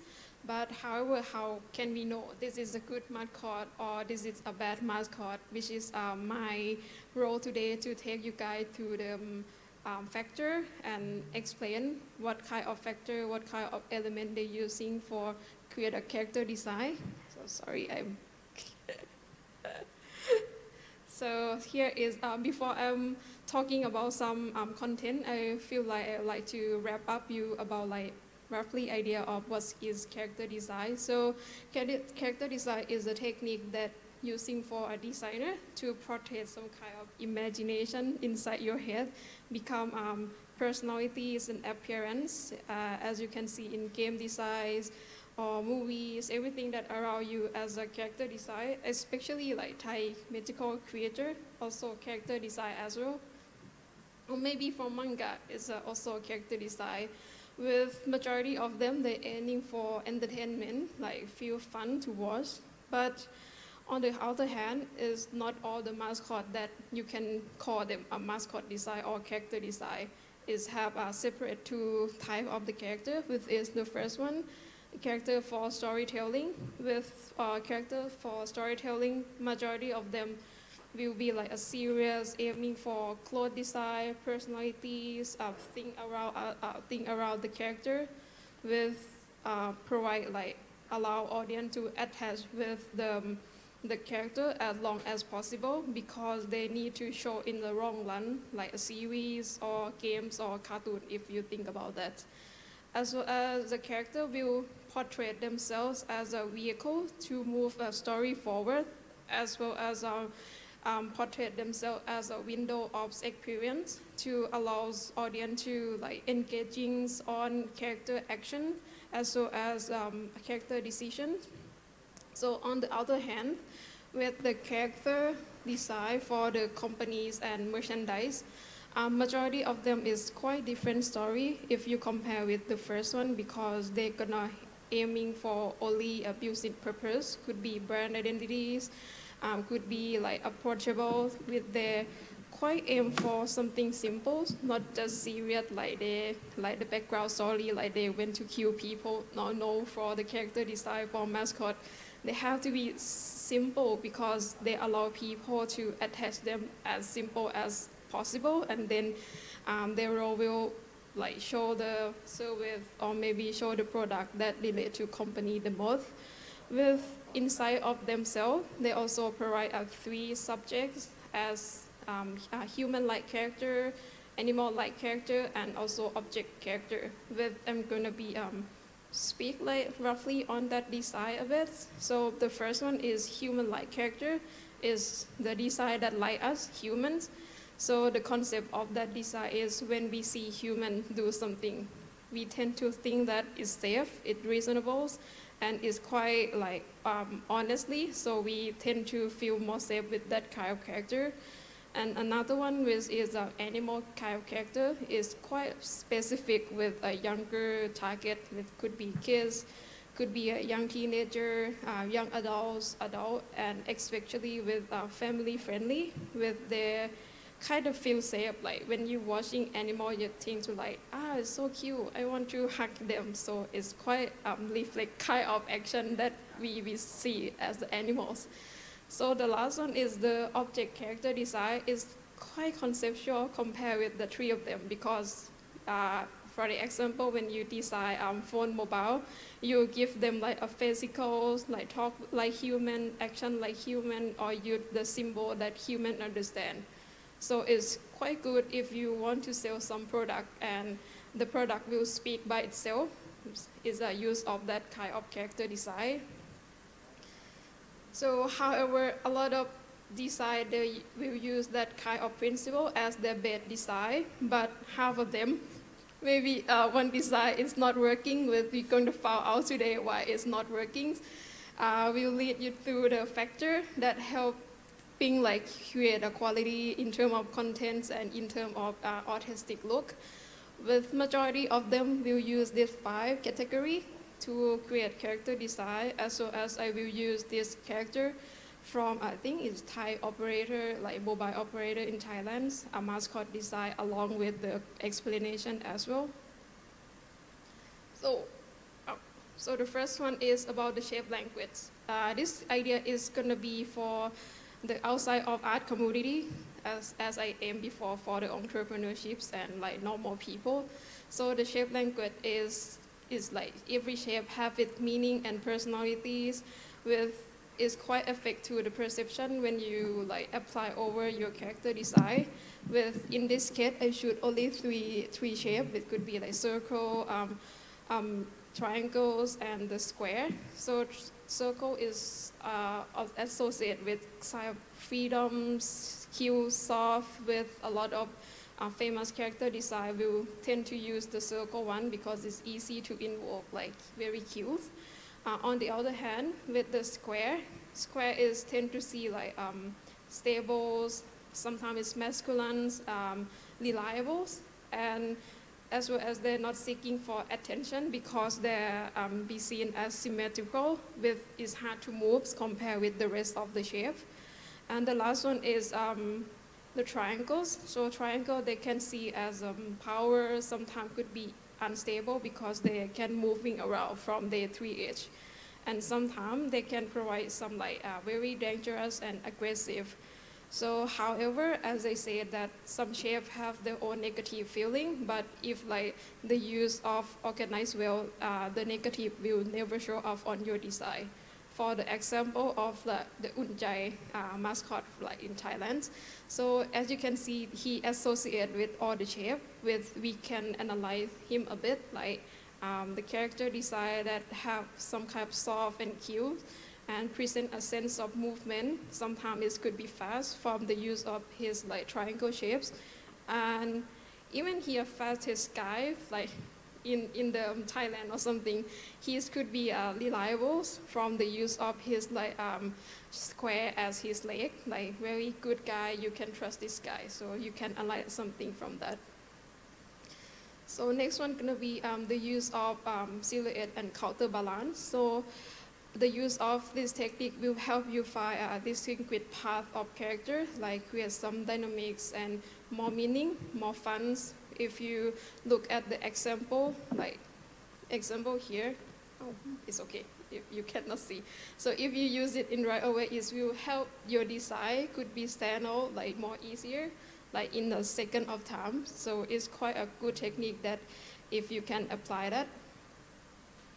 So next one gonna be about the color. So color in character design is more accessory, as well as will help your narrative some personality or attitude from the character. So as you can see from here, I'm already changed the color from its original character color, which is green. So then I change into a different variety color. With the change of color can affect to your brains or perception, as well as your character personalities. So with the use of the right color is also affect something inside our brains, as character personality is quite a must, the right color for character design. So this one is a bit large functions of the factor that we need to concern with this ability to explain emotions. So if I said correct, all of the world, we got effects by Japan's culture, as well as term of character design and the mascot design as well, in the use of kawaii culture and moe culture. With these two, they could refer as a cute and adorables.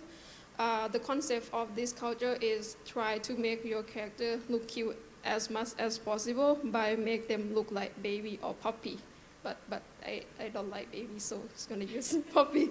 So try to make the character look extend the proportion as much as possible, make eye bigger, make its proportion bigger than a normal human. Will be support the part that as a mascot priority, we want people to attack the mascot as much as possible. With this, the main concept of the mascot, maybe the heart of mascot.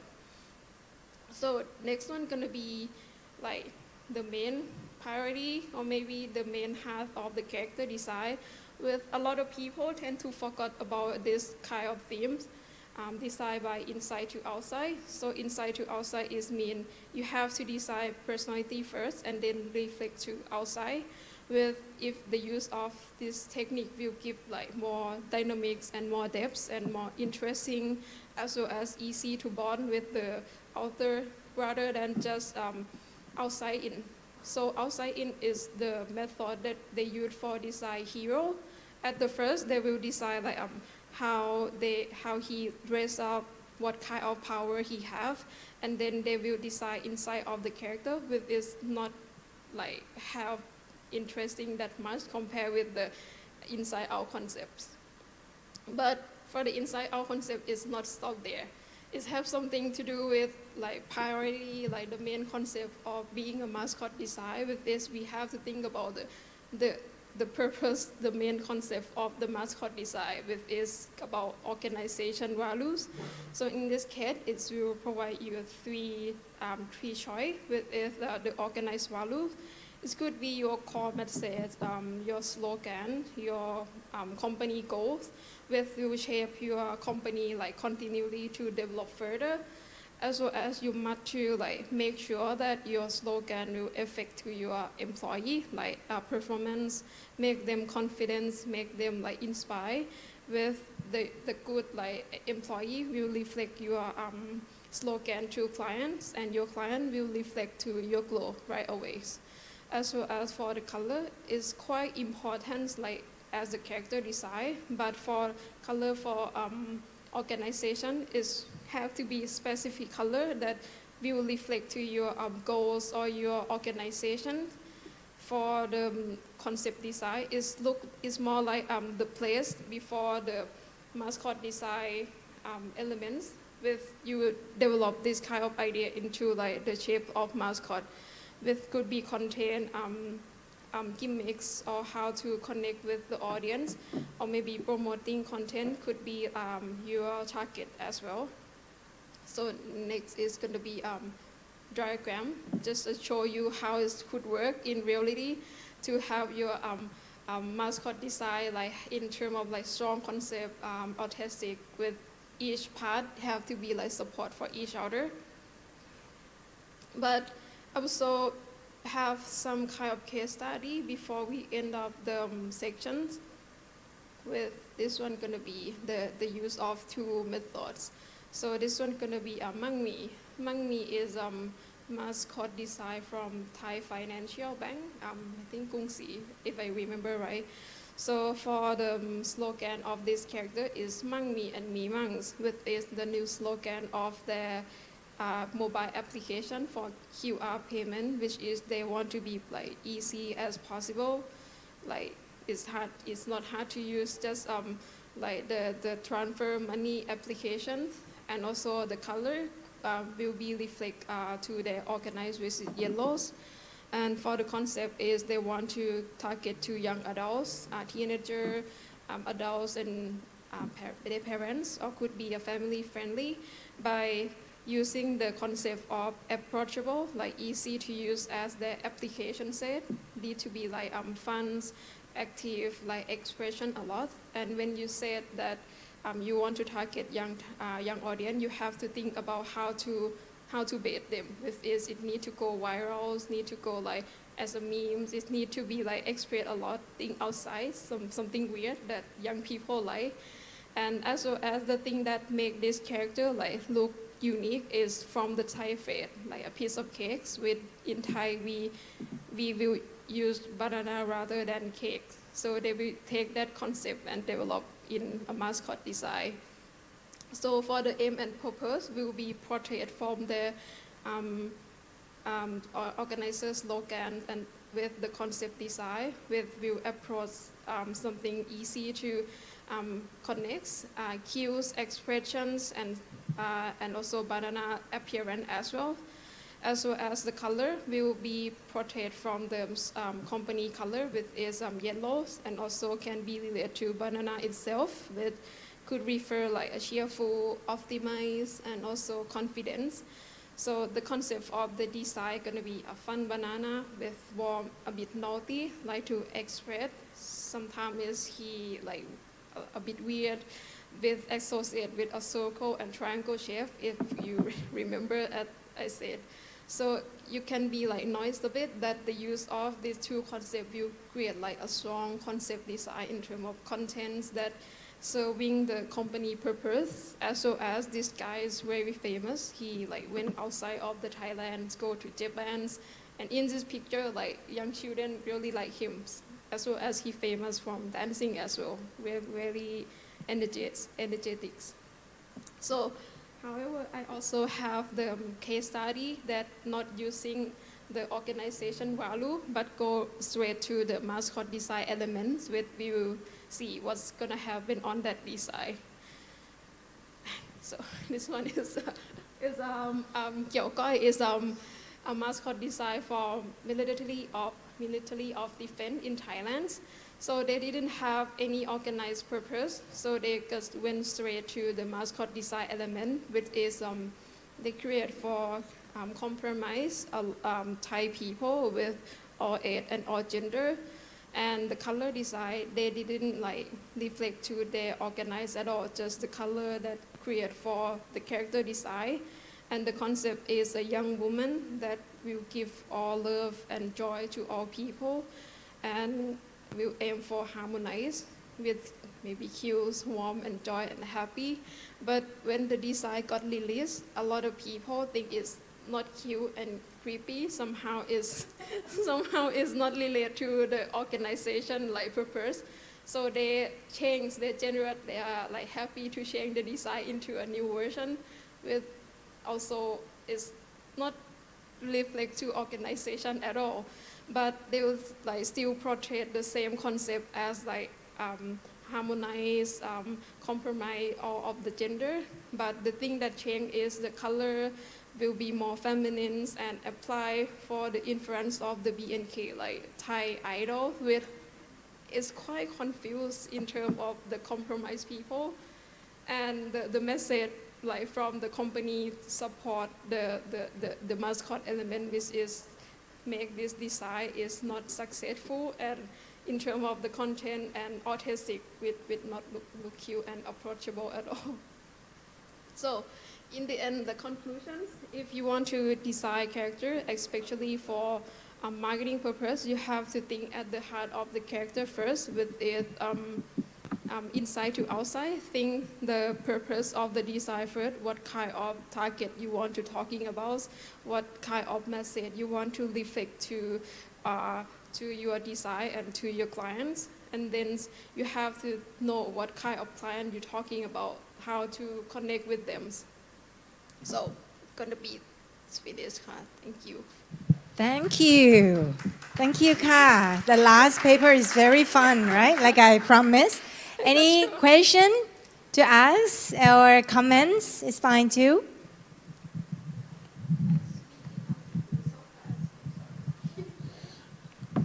Okay, you seem to know very well about mascot, but are you currently making one for the government also? Or?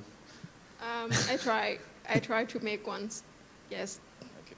Yes. What type of mascot you are working on? I think it's gonna be about like it's not that mascot for marketing, but it's mascot for like 2D artists, like just a full body mascot design. Yes. Anyone else? This is more of a question of curiosity. I was wondering, what is could you maybe elucidate or enlighten me about maybe the process in which culture affects a mascot or character design? I think in Japan, because everything have the mascot. Like for example, temples also have mascot like Anara. Have you go to Nara, like a Buddhist like mascot that have a deer horns. Yes. Even like the baseball, they also have mascot with themselves. I think Japan, they have like a big influencer. Yeah. Okay. Does anybody else want to go? Okay. All right. Well.